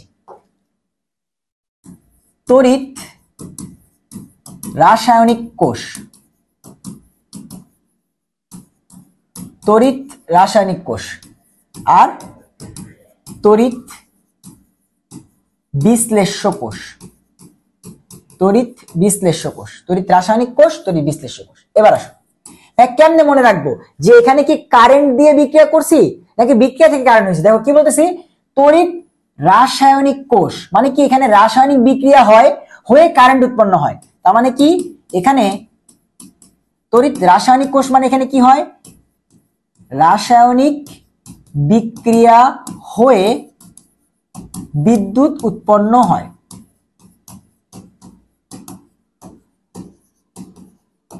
আর তড়িৎ বিশ্লেষে তুমি বিশ্লেষণ করো, তুমি বিশ্লেষণ করতে কারেন্ট দিয়ে বিশ্লেষণ করবা না, তার মানে এখানে কি উল্টা, একটা মনে রাখলে একটা উল্টা। সো তড়িৎ বিশ্লেষ্য কি, এখানে আমাকে বিদ্যুৎ দিয়ে বিশ্লেষণ করতে হয়। আর বিশ্লেষণ মানে কি সেখানে বিক্রিয়া হয় বা জারণ বিজারণ হয়, বিশ্লেষণ বা বিক্রিয়া করাইতে হয়, তাই তো, একটা একটার উল্টা। আশা করি আর কখনো ভুলবা না। এইটা মনে রাখলেই হয়, রাসায়নিক কথাটা আছে মানে রাসায়নিক বিক্রিয়া হয়ে বিদ্যুৎ উৎপন্ন হবে, আর তড়িৎ বিশ্লেষ্য কোষ তার উল্টা। ক্লিয়ার? ওকে, তাহলে এখানে এইগুলোই দেওয়া আছে যে তড়িৎ রাসায়নিক কোষ কোনটি, এরা 1 প্রকোষ্ঠ বিশিষ্ট এবং 2 প্রকোষ্ঠ বিশিষ্ট হতে পারে, বাট তড়িৎ বিশ্লেষ্য কোষটা সব সময় 1 প্রকোষ্ঠ বিশিষ্ট। তড়িৎ বিশ্লেষ্য কোষটা সব সময় 1 প্রকোষ্ঠ বিশিষ্ট, বিশ্লেষ্য কোষ সব সময় 1 প্রকোষ্ঠ বিশিষ্ট। এরপরে আসো রাসায়নিক কোষ। রাসায়নিক কোষের আবার অনেকগুলো ভাগ আছে। একটা কি তোমার রাসায়নিক কোষের একটা ভাগ হচ্ছে ড্যানিয়াল কোষ বা ড্যানিয়াল সেল, একটা হচ্ছে শুষ্ক কোষ বা ড্রাই সেল। ড্যানিয়াল সেল বা ড্যানিয়াল কোষ এবং শুষ্ক কোষ বা ড্রাই সেল। এখন এই যে রাসায়নিক কোষ এটা 2 রকম হতে পারে, একটু আগে বললাম, হতে পারে 1 প্রকোষ্ঠ বিশিষ্ট, উদাহরণ কি শুষ্ক কোষ বা ড্রাই সেল। মানে কি ব্যাটারি, ওই যে আমরা রিমোট এগুলাতে যে ব্যাটারিগুলো ইউজ করি না, ছোট্ট ব্যাটারিগুলো, সেই ব্যাটারিগুলো বলতেছে ড্রাই সেল। আর 2 প্রকোষ্ঠ বিশিষ্ট হইলে সেটাকে আমরা বলি গ্যালভানিক সেল বা ড্যানিয়াল সেল। ঠিক আছে, গ্যালভানিক সেল বা ড্যানিয়াল সেল। সো তড়িৎ রাসায়নিক কোষটা 2 রকম হইতে পারে, 1 প্রকোষ্ঠ হইলে তড়িৎ, একটা উদাহরণ দেওয়া আছে যে ড্রাই সেল বা শুষ্ক কোষ, আর যদি 2 প্রকোষ্ঠ বিশিষ্ট হয় তাহলে গ্যালভানিক কোষ বা ড্যানিয়াল সেল। ঠিক আছে, এরপরে আসো রাসায়নিক কোষকে আবার স্বতঃস্ফূর্ততার দিক থেকে 2 শ্রেণীতে ভাগ করা যায়। এটা কি আবার, কোনটাকে চার্জ করা যায় কোনটাকে চার্জ করা যায় না, এটার উপর ভিত্তি করে 2 প্রকার।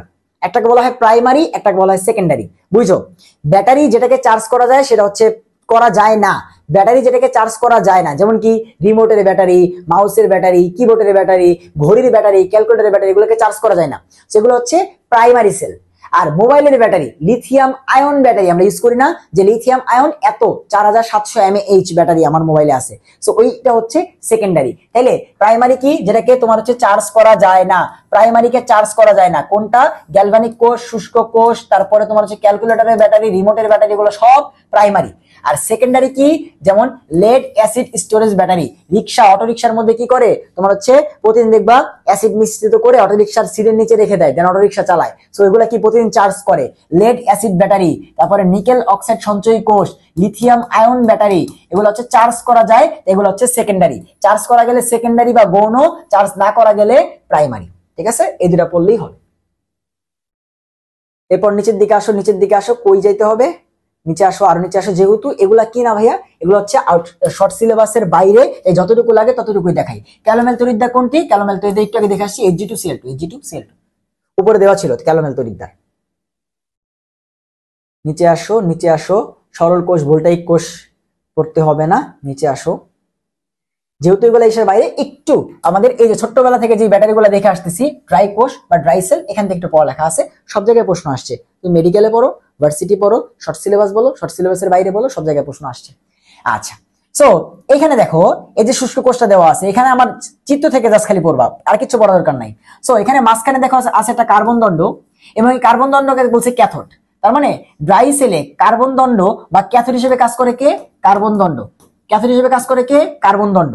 আর এই দেখো বলছে এই যে বাইরে অ্যানোড, অ্যানোড হিসেবে কাজ করে জিঙ্কের চোঙ, অ্যানোড হিসেবে কাজ করে জিঙ্কের চোঙ। শেষ, আর কিছু বলা লাগবে না। এই ড্রাই সেলের ক্যাথোডকে কার্বন দণ্ড, অ্যানোডকে জিঙ্কের চোঙ। এখান থেকে বুয়েটে প্রশ্ন আসছে, মেডিকেলে প্রশ্ন আসছে, ভার্সিটিতে প্রশ্ন আসছে। ড্রাই সেল বা ব্যাটারি, দের ব্যাটারি কেন বলা হয় এগুলাকে জানো? এগুলাকে দের ব্যাটারি বলা হয় অনেকে, কারণ এগুলার ভোল্টেজ 1.5 ভোল্ট। বুঝতে পারছো? এই জন্য দের ব্যাটারি বলা হয়, পড়বো একটু পরে। সো এগুলার এই যে ক্যাথোডকে কার্বন দণ্ড, অ্যানোডকে জিঙ্কের চোঙ। শেষ। যেহেতু শর্ট সিলেবাসের বাইরে যতটুকু লাগবে বলতেছি ততটুকুই। এবং এটার ভোল্টেজ কত? 1.5 ভোল্ট। ভোল্টেজ কত? 1.5 ভোল্ট। ভোল্টেজ কত? 1.5 ভোল্ট। ড্রাই সেলের ভোল্টেজ কত? ড্রাই সেলের ভোল্টেজ কত? কতবার যে আসছে, ড্রাই সেলের ভোল্টেজ হচ্ছে 1.5 ভোল্ট। 1.5 ভোল্ট, এই জন্য দেখে দের ব্যাটারি বলা হয়। এরপর আচ্ছা, এক প্রকোষ্ঠ বিশিষ্ট, এখন আমাদের এগুলাতে কিচ্ছু পড়া দরকার নাই। তড়িৎ বিশ্লেষণ নিয়ে কথাবার্তা বলে দেওয়া আছে, এগুলো 9-10 থেকে পড়ে আসছি তড়িৎ বিশ্লেষ্য। সো এখন জাস্ট এখান থেকে ব্যবহারটা পড়তে পারি, যেগুলো করে কি করা হয় তোমার এগুলো উপরে দেওয়া ছিল, যে সোডিয়াম ক্লোরাইড থেকে সোডিয়াম ধাতু, ক্লোরিন ধাতু নিয়ে করা হয়। ব্রাইনের তড়িৎ বিশ্লেষণ, এটা ইম্পর্টেন্ট। ব্রাইনের তড়িৎ বিশ্লেষণে কি উৎপন্ন হয়, এটা যে সব জায়গায় আসছে, সব জায়গায়, মেডিকেল থেকে শুরু করে সব জায়গায় আসছে, যে ব্রাইনের তড়িৎ বিশ্লেষণে কোনটা উৎপন্ন হয়। তুমি দেখো ব্রাইন বা সোডিয়াম ক্লোরাইডের তড়িৎ বিশ্লেষণে সোডিয়াম হাইড্রোক্সাইড হইছে, হাইড্রোজেন হইছে, ক্লোরিন হইছে, কিন্তু সোডিয়াম নিজে উৎপন্ন হয় নাই। তো প্রশ্ন আসছিল ব্রাইনের তড়িৎ বিশ্লেষণে কোনটি উৎপন্ন হয় না? ব্রাইনের তড়িৎ বিশ্লেষণে সোডিয়াম নিজেই উৎপন্ন হয় না। বুঝতে পারছো? এটা কিন্তু আসছে পরীক্ষা। এরপরে হচ্ছে তোমার ডাউন পদ্ধতিতে সোডিয়াম ক্লোরাইডকে করা হয়, নিষ্কাশন করা হয়, এগুলো বলে দেওয়া আছে। নিচের দিকে আসো, নিচের দিকে আসো। শর্ট সিলেবাসের বাইরের টপিক যতটুকু পড়া লাগবে ততটুকুই পড়াবো। গ্যালভানিক সেল এবং হচ্ছে তড়িৎ বিশ্লেষ্য কোষের মধ্যে পার্থক্য দেওয়া আছে। এখানে কতটুকু পড়তে হবে? আমরা সবাই জানি যে এখানে কি হয়, এখানে বিক্রিয়া থেকে শক্তি বা বিদ্যুৎ উৎপন্ন হয়, আর এখানে বিদ্যুৎ দিয়ে তোমার হচ্ছে বিক্রিয়া করাইতে হয়। এটা একটু আগে দেখে আসছি। এখন এখানে এসো, সব থেকে ইম্পর্টেন্ট, গ্যালভানিক সেলে অ্যানোডটা হয় নেগেটিভ, ক্যাথোডটা হয় পজিটিভ। তোমার ইচ্ছা, তুমি কি গ্যালভানিকেরটা মনে রাখবা নাকি ক্যাথোডের এই তড়িৎ বিশ্লেষ্য মনে রাখবা? দুইটা একটা একটা উল্টা। গ্যালভানিক সেলে অ্যানোডটা নেগেটিভ, গ্যালভানিক সেলে অ্যানোড নেগেটিভ, ক্যাথোড পজিটিভ। আর তড়িৎ বিশ্লেষণে অ্যানোড পজিটিভ, ক্যাথোড নেগেটিভ। যেইটা মনে রাখতে মন চায় সেটা মনে রাখো, একটা একটা উল্টা। গ্যালভানিক বা তড়িৎ রাসায়নিক কোষেরটা মনে রাখতে সেটা মনে রাখো, আর তড়িৎ বিশ্লেষণ মনে রাখতে সেটা মনে রাখো। জাস্ট একটা একটার উল্টা মনে আছে? তো এখান থেকে এতটুকু পড়লেই না, আর কিছু পড়া লাগবে না। নিচে চলে আসো। রিচার্জেবল ব্যাটারি কি কি আছে? লেড স্টোরেজ ব্যাটারি এবং লিথিয়াম আয়ন ব্যাটারি। ঠিক আছে, কতটুকু লাগবে কতটুকু লাগবে পড়াই দিচ্ছি। লেড অ্যাসিড ব্যাটারি, এরকম তোমরা হচ্ছে দেখবা এরকম আরো কয়েকটা বক্স থাকে, এরকম অনেকগুলো বক্সের মধ্যে দেখবা তোমার অটো চালকেরা কি করে, অ্যাসিড ঢালে। ঠিক আছে, সাদা সাদা বক্সের মধ্যে অ্যাসিড ঢালে। তো এখানে মূলত কি থাকে, লেড অ্যাসিড স্টোরেজ ব্যাটারি বলা হয় এগুলাকে। এবং এখান থেকে প্রথমে যেটা পড়তে হবে, যে লেড অ্যাসিড ব্যাটারির প্রত্যেকটা কোষ, টোটাল 6টা কোষ থাকে, প্রত্যেকটা হচ্ছে 2 ভোল্ট করে। লেড অ্যাসিডের মধ্যে টোটাল 6টা কোষ থাকে, যার মধ্যে প্রত্যেকটা 2 করে, 6টা থাকে, তাহলে টোটাল কত? 12। তাহলে টোটাল 12, বাট প্রতি একটা হচ্ছে 2 করে, টোটাল 6টা থাকে। এবং লেড অ্যাসিড কার ব্যাটারির অভ্যন্তরীণ রোধ প্রায় 0.001 ওহম। দেখো তো অভ্যন্তরীণ রোধ কত কম, লেড অ্যাসিড ব্যাটারির অভ্যন্তরীণ রোধ 0.001 ওহম। তাই তো ব্যাটারি চালিত রিক্সা চালাইতেছে, তোমাকে আমাকে নিয়ে যাচ্ছে। তার মানে কি, খুব সহজে। বাট ওই যে দের ব্যাটারি, রিমোটের ব্যাটারি, এগুলাতে কি পারবা? পারবা না, কারণ ওগুলাতে রোধ অনেক বেশি। বাট এই যে লেড অ্যাসিড কার ব্যাটারির অভ্যন্তরীণ রোধ 0.001 ওহম। বলো কই আসে নাই? মেডিকেলে আসছে, কই আসে নাই? ভার্সিটিতে আসছে, বুয়েটে আসছে। আর কিছু বলবা? সিকিউরিটি সব জায়গায় আসছে যে লেড অ্যাসিড কার ব্যাটারির অভ্যন্তরীণ রোধ কত। সো তুমি কিন্তু আমাকে বলতে পারবে না যে ভাই শর্ট সিলেবাসের বাইরে আমি পড়বো না। আমি কতটুকু লাইন পড়াচ্ছি, যেটা আসবে সেটাই, ততটুকুই পড়াচ্ছি। আমি জানি যে শর্ট সিলেবাসের বাইরে, বাট আমার যতটুকু পড়ার ততটুকু আমি তোমাকে পড়াবো। বুঝতে পারছো? এবং এখান থেকে এমসিকিউ তোমরা কখন পাবা, না পাইলে এসে ভাইয়ের ধৈর্য যায় ভাই পারি। ঠিক আছে, আচ্ছা। সো এটাকে চার্জ করতে হয় মেইনলি সালফিউরিক অ্যাসিড দিয়ে। সো সালফিউরিক অ্যাসিডের ঘনত্ব লেড অ্যাসিড ব্যাটারিতে রাখতে হয় কতর মধ্যে? 1.25 থেকে 1.6 এর মধ্যে রাখা লাগে। সালফিউরিক অ্যাসিডের আপেক্ষিক গুরুত্ব বা আপেক্ষিক ঘনত্ব 1.25 থেকে 1.26 এর মধ্যে রাখা লাগে। তাহলে টোটাল তোমার কি হয়, বুঝতে পারি যে 100% চার্জ আছে। আমরা মোবাইল যেমন কি 100% লেখা উঠে, এখানে 1.25 অথবা 1.26 ঘনত্ব থাকলে তোমার হচ্ছে 100% বুঝাইতেছে। বাট যখন সেটা কত চলে আসে, 1.2 এর কাছাকাছি চলে আসে, তখন আলটিমেটলি কি হয়, আমাদেরকে আবার অ্যাসিড দিয়ে পুনরায় চার্জ করতে হয়। অ্যাসিড দিয়ে মেইনলি চার্জ হয়ে যায়, বিক্রিয়া হয়, চার্জ হয়ে যায়। ঠিক আছে, বিক্রিয়া হয়, চার্জ হয়ে যায়।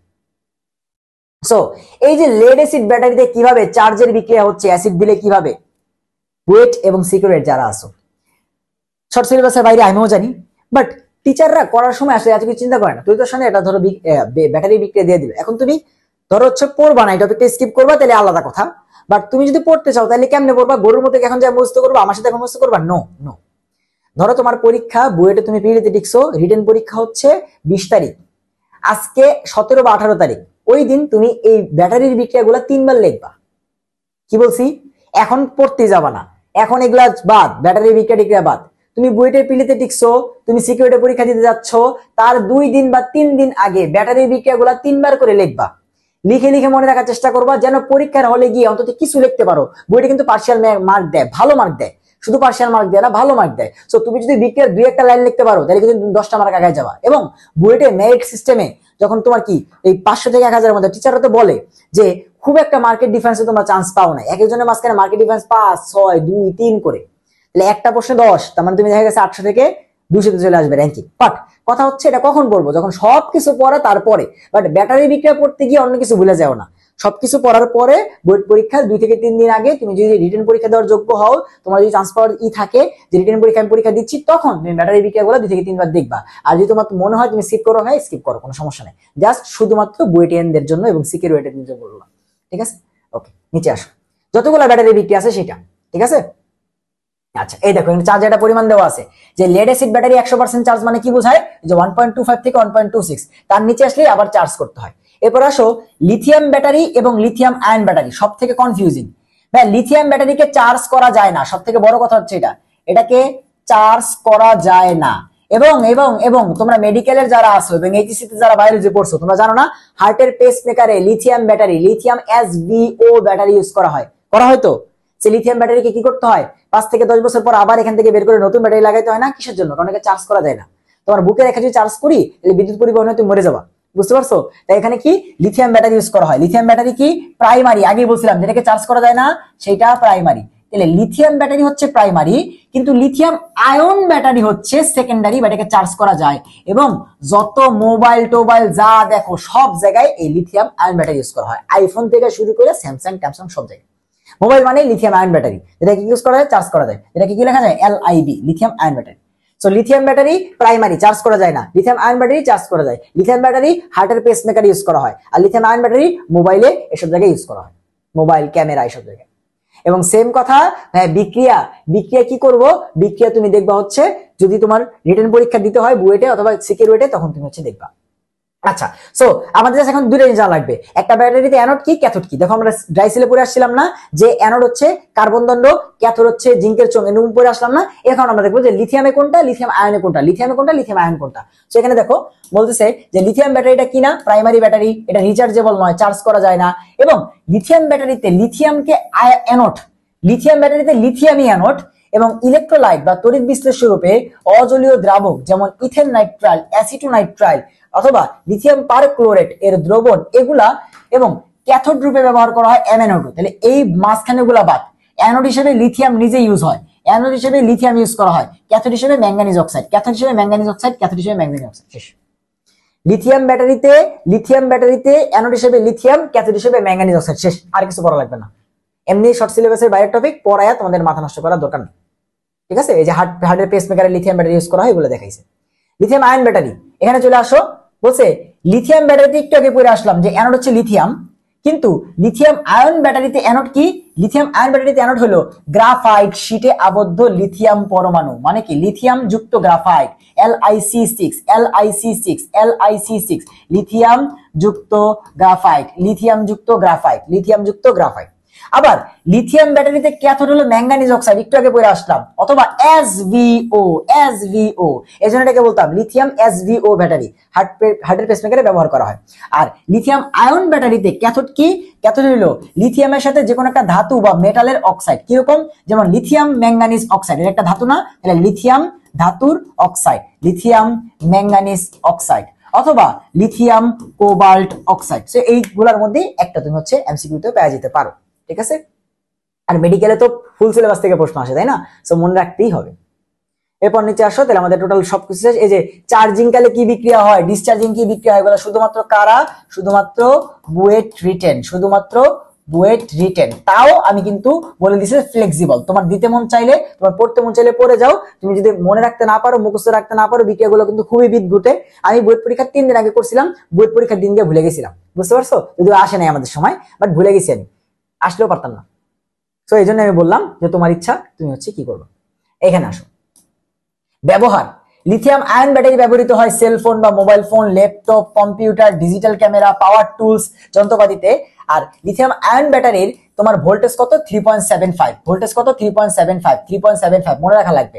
বর্তমানে লেড অ্যাসিড ব্যাটারির পরিবর্তে লিথিয়াম আয়ন ব্যাটারি ব্যবহার করে টেসলা মোটর ইলেকট্রিক কারে লিথিয়াম আয়ন ব্যাটারি ইউজ করা হয়েছে। ইলন মাস্ক, চিনো না? দুদিন পর পর পাগলামি কর্মকাণ্ড করে উনি।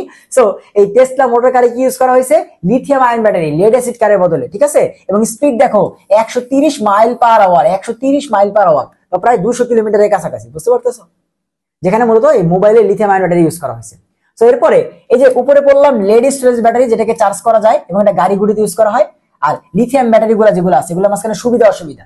সো লেড স্টোরেজ ব্যাটারি গাড়ির নিচে যখন দেখবা ওই রিক্সা চালকেরা রাখে, ওগুলো অনেক ভার হয়, ঠিক আছে? সো এটা পরিবহন করা কষ্ট। কিন্তু লিথিয়াম আয়ন ব্যাটারি গুলো তো ছোট, এগুলো পরিবহন করা সোজা। কিন্তু আরেকটা জিনিস দেখছিলাম যে লেড স্টোরেজ ব্যাটারির অভ্যন্তরীণ রোধ 0.001 ওহম, অনেক কম। তাই এখান থেকে প্রচুর শক্তি পাওয়া যায়, তাই অনেক বড় গাড়ি টাড়ি চলতে পারে, ঠিক আছে? সো প্রথমে আসো, লেড স্টোরেজ ব্যাটারির সুবিধা হচ্ছে ওর অভ্যন্তরীণ রোধ অনেক কম। কত? 0.001 ওহম, অনেক ইম্পর্টেন্ট। লেড অ্যাসিড ব্যাটারির অভ্যন্তরীণ রোধ 0.001 ওহম। আর আমাদের লিথিয়াম ব্যাটারির অভ্যন্তরীণ রোধ 100 ওহম। লিথিয়াম ব্যাটারির অভ্যন্তরীণ রোধ 100 ওহম, এইটার কত হাজার গুণ বেশি দেখো, বুঝতে পারছো? আবার লেড স্টোরেজ ব্যাটারিতে টোটাল 12 ভোল্ট, 2 ভোল্ট করে 6টা থাকে, বলছিলাম 2 ভোল্ট করে 6টা থাকে, ঠিক আছে? আবার বলছে যে 1.5 ভোল্টের ড্রাই সেল, শুষ্ক কোষ, এইসব থেকে এগুলোর অভ্যন্তরীণ রোধ যেহেতু অনেক বেশি, এগুলা থেকে গাড়ির ইঞ্জিন স্টার্ট করার শুরুতে অনেক শক্তি লাগে। একটা ফ্যান যখন ঘোরা শুরু করে প্রথমে দেখবে আস্তে আস্তে ঘুরে, কারণ প্রথমে অনেক শক্তি লাগে, তারপরে যখন একটা ফ্লো চলে আসে তখন খুব সহজে ঘুরতে পারে। সো ইঞ্জিন স্টার্ট করার জন্য যে শক্তিটা লাগবে, এগুলা এই যে লিথিয়াম ব্যাটারি বা হচ্ছে তোমার এই যে ড্রাই সেল বা রিমোটের ব্যাটারি, এগুলা থেকে এত শক্তি পাওয়া যায় না, বুঝতে পারছো? কারণ এগুলার কি অভ্যন্তরীণ রোধ অনেক বেশি, অভ্যন্তরীণ রোধ অনেক বেশি। বাট সমস্যা কি? সমস্যা হচ্ছে তোমার এই যে লিথিয়াম আয়ন ব্যাটারি, এগুলা তোমার হচ্ছে ছোটখাটো, আর তোমার কি তোমার লেড অ্যাসিড ব্যাটারি অনেক ভারী। আর একটা কথা, যে অ্যাসিড ঢালতে গেলে, অ্যাসিড যদি হাতে গায়ে পড়ে তাহলে সমস্যা হতে পারে, এগুলো বলে দেওয়া আছে, তাহলে একটু দেখতে পারো। ওকে, নিচে আসো, সুবিধা অসুবিধা বলে দেওয়া আছে, জাস্ট বাংলা পড়লেই তুমি এখান থেকে বুঝতে পারবা যে কি বলছে না বলছে। লিথিয়াম ব্যাটারির সুবিধা বলে দেওয়া আছে, এইটা সেইটা, আমাদের এখান থেকে কিছু পড়ার দরকার নাই, খালি ব্যবহারগুলো একটু দেখে ফেলবা যে কোনটা কিসে ব্যবহার করা হয়েছে, ঠিক আছে? লাস্ট টপিক, এই চ্যাপ্টারের লাস্ট টপিক, সেটা হচ্ছে ফুয়েল সেল এবং এর প্রকারভেদ। ফুয়েল সেল এবং এর প্রকারভেদ। সো ফুয়েল সেলের মধ্যে প্রথমে আছে দেখো ফুয়েল হাইড্রোজেন এবং মিথানল উৎপাদন, ঠিক আছে? আচ্ছা, ফুয়েল সেল আমরা এখান থেকে না পড়ে একটা বক্স দেওয়া আছে, বক্স থেকে টোটাল সবকিছু কভার করে ফেলবো। নিচে আসো, নিচে আসো, নিচে আসো। ফুয়েল সেলের শ্রেণী বিভাগ, এই যে ফুয়েল সেল টোটাল 2 প্রকার, একটা হচ্ছে হাইড্রোজেন অক্সিজেন ফুয়েল সেল, একটা হচ্ছে মিথানল অক্সিজেন ফুয়েল সেল। তাহলে ফুয়েল সেল কত প্রকার? 2 প্রকার, সবার জন্য ইম্পর্টেন্ট। ফুয়েল সেল কত প্রকার? 2 প্রকার। ফুয়েল সেল কত প্রকার? 2 প্রকার, হাইড্রোজেন অক্সিজেন ফুয়েল সেল এবং মিথানল অক্সিজেন ফুয়েল সেল। এরপরে এই যে হাইড্রোজেন অক্সিজেন ফুয়েল সেল, এটাকে বলা হয় পিইএম ফুয়েল সেল, বা হাইড্রোজেন মানে কি proton exchange membrane fuel cell, বা proton exchange membrane fuel cell, PEM, ঠিক আছে? আচ্ছা, এই সবগুলো একটা বক্সের মধ্যে আছে, নিচে আসতেছি, এই যে এই বক্সে। তো এই বক্সে ফুয়েল সেলে সবকিছু দেওয়া আছে। So hydrogen oxygen fuel cell বা পিইএম ফুয়েল সেল, এখানে বিজারক কি? হাইড্রোজেন, জারক কে? অক্সিজেন, শেষ, আর কিছু বলা লাগবে না। এরপর নিচে আসো, মিথানল অক্সিজেন ফুয়েল সেল। তো এখানে কি ইউজ করছো? মিথানল, তাহলে বিজারক কে? মিথানল, জারক কে? অক্সিজেন। আলকালি ফুয়েল সেল বা এএফসি পূর্ণরূপ চলে আসবে।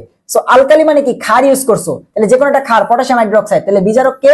Hydrogen oxygen. দেখো আমরা কি বলছি, ফুয়েল সেল 2 প্রকার, হাইড্রোজেন অক্সিজেন ফুয়েল সেল নাইলে মিথানল অক্সিজেন ফুয়েল সেল। এখন সেখানে কি ইউজ করতেছে? সেখানে কি ক্ষার ইউজ করতেছি, তাহলে আলকালি ফুয়েল সেল, বাট জারক বিজারক হিসেবে ওরাই থাকবে। আর মিথানলের ক্ষেত্রে খালি হাইড্রোজেনের বদলে মিথানল থাকবে। বাকি সব জায়গায় দেখো ফসফরিক অ্যাসিড ফুয়েল সেল, মানে এখানে ফসফরিক অ্যাসিড থাকে দ্রবণ হিসেবে, বাট বিজারক ওই হাইড্রোজেন আর অক্সিজেন। এরপর আসো মোল্টেন কার্বনেট ফুয়েল, সেখানে কি মোল্ট ইউজ করা হয়, লিথিয়াম পটাশিয়াম টার্টারেট বা লিথিয়াম পটাশিয়াম কার্বনেট, বিজারককে হাইড্রোজেন, জারক অক্সিজেন। সো চেঞ্জ হয়েছে? চেঞ্জ হয় না, এগুলো অ্যান্সার আছে। Solid oxygen fuel cell, SOFC, ঠিক আছে? এখানেও জারক বিজারক ওই হাইড্রোজেন আর অক্সিজেন, ঠিক আছে? এরপরে ফুয়েল সেল টেল এগুলো পড়া লাগবে না, আমরা ডিরেক্ট চলে আসবো হাইড্রোজেন ফুয়েল সেল, কারণ অনেক বেশি ইম্পর্টেন্ট। হাইড্রোজেন ফুয়েল সেল থেকে প্রশ্ন আসেনি এমন কোনো জায়গা নেই, মেডিকেলে হাইড্রোজেন ফুয়েল সেল থেকে এই বছর প্রশ্ন আসার সম্ভাবনা বেশি, বলে দিলাম। হাইড্রোজেন ফুয়েল সেল থেকে প্রশ্ন আসার সম্ভাবনা বেশি মেডিকেলে, ঠিক আছে। পরে বললো না যে ভাইয়া পড়ি নেই, আসেন, হাইড্রোজেন ফুয়েল সেল থেকে কিন্তু আসতে পারে। আচ্ছা, সো হাইড্রোজেন অক্সিজেন যে ফুয়েল সেল বা জ্বালানি কোষ, সেটাকে বেকন কোষও বলা হয়, বেকন কোষ নামেও পরিচিত, ঠিক আছে, বেকন কোষ নামেও পরিচিত। আর সব থেকে বড় কথা হইলো হাইড্রোজেন অক্সিজেন ফুয়েল সেলে দেখো যাই বলো না কেন সেখানে দুই পাশেই গ্রাফাইট আছে, দেখো দুই পাশেই গ্রাফাইট, দুই পাশেই গ্রাফাইট। সো এরকম প্রশ্ন কিন্তু আসে যে হাইড্রোজেন অক্সিজেন ফুয়েল সেলে কোনটি থাকে, গ্রাফাইট থাকে, ঠিক আছে।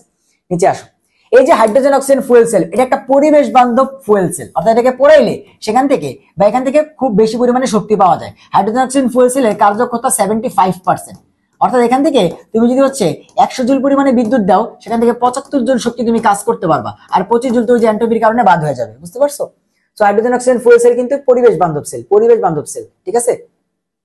সো এই দেখো আসছে, হাইড্রোজেন ফুয়েল সেলে অ্যানোড এবং ক্যাথোড রূপে কি ইউজ করা হয়, গ্রাফাইট ইউজ করা হয়, দুই পাশে গ্রাফাইট ছিল, গ্রাফাইট ইউজ করা হয়, ঠিক আছে, দুই পাশে গ্রাফাইট ইউজ করা হয়। এবং এখানে দেখো হাইড্রোজেন অক্সিজেন ফুয়েল সেলের বেলায় অ্যানোড গ্রাফাইডের, ক্যাথোড গ্রাফাইডের, এবং এটাও অ্যান্সার হবে যে প্লাটিনামকে ন্যানো কণা প্রভাবক হিসেবে ইউজ করা হয়। এবং যখন অনুশীলনী সলভ করবে তখন তো এগুলো পড়বাই, ঠিক আছে। সো এটাও বলে দিলাম যে প্লাটিনামকে ন্যানো প্রভাবক হিসেবে ইউজ করা হয়। সো আমাদের চ্যাপ্টার শেষ, তাও নিচের দিকে যাচ্ছি, যদি কোনো কিছু থাকে দেখাই দিব। সো এগুলো নাই, এই যে এখানে আসো, যে এই হাইড্রোজেন অক্সিজেন ফুয়েল সেল, তুমি যদি কয়লা ভিত্তিক বিদ্যুৎ কেন্দ্র চিন্তা করো, যেমন রামপাল বিদ্যুৎ কেন্দ্র এগুলো ছিল না, এগুলাতে দেখো 40% হচ্ছে তোমার কর্মদক্ষতা, অর্থাৎ তুমি 100 জুল বিদ্যুৎ যদি খরচ করো সেখান থেকে মাত্র 40 জুল কারেন্ট পাও, বাকি 60 জুল বাদ। গ্যাসোলিন জ্বালানির ক্ষেত্রে ইঞ্জিনে মাত্র 25% ব্যবহারযোগ্য, বাকি 75% লস। বাট হাইড্রোজেন সেলে 75%, হাইড্রোজেন সেল 75%। সো এই জন্য এটাকে বলা হয় পরিবেশ বান্ধব ফুয়েল সেল। এরপর নিচের দিকে আসো, নিচের দিকে আসো, এবং এরপর হাইড্রোজেন ফুয়েল সেলে ম্যাথ দেওয়া আছে, এগুলো তো আমাদের মেডিকেল ইস্যুর জন্য লাগবে না। সো এই হচ্ছে কথাবার্তা। দেখো আমাদের তড়িৎ রসায়ন চ্যাপ্টারটা কিন্তু অলরেডি শেষ। তো এখান থেকে এগুলো পিএইচ এর ভ্যালু দেওয়া আছে, যে কোনটা নমুনায় কি আছে এগুলা পড়তে বলতেছি না, মনে রাখা দরকার নেই, আমি অনেক পড়া পড়ছি। সো ওভারঅল আমাদের তড়িৎ রসায়ন চ্যাপ্টারটা কিন্তু শেষ হইলো। তাহলে আশা করি তোমরা তড়িৎ রসায়ন চ্যাপ্টারে আর কোথাও থিওরিটিক্যাল প্রশ্নে আটকাবা না। ভাইয়া সবই পড়াই দিছি, এই টাইম কিন্তু বেশি লাগছে, ঠিক আছে। টাইম বেশি লাগলেও আমি আশা করতেছি টোটাল ক্লাসটা করলে তোমরা এমন কিচ্ছু নাই যেটা বুঝবা না। এবং আজকের ক্লাসের লেকচার স্লাইডটা যেটা লিখে লিখে পড়াইছি সেটা তোমাদেরকে এইটার ডেসক্রিপশন বক্সে দিয়ে দিব। তাহলে দেখা হবে নেক্সট লেকচারে, হয়তো আমরা পরিমাণগত রসায়ন বা গুণগত রসায়ন শর্ট করতে পারি। তাহলে নেক্সট লেকচারে দেখা হবে। সবাইকে আল্লাহ হাফেজ, সবাই পড়ো ভালো মতো।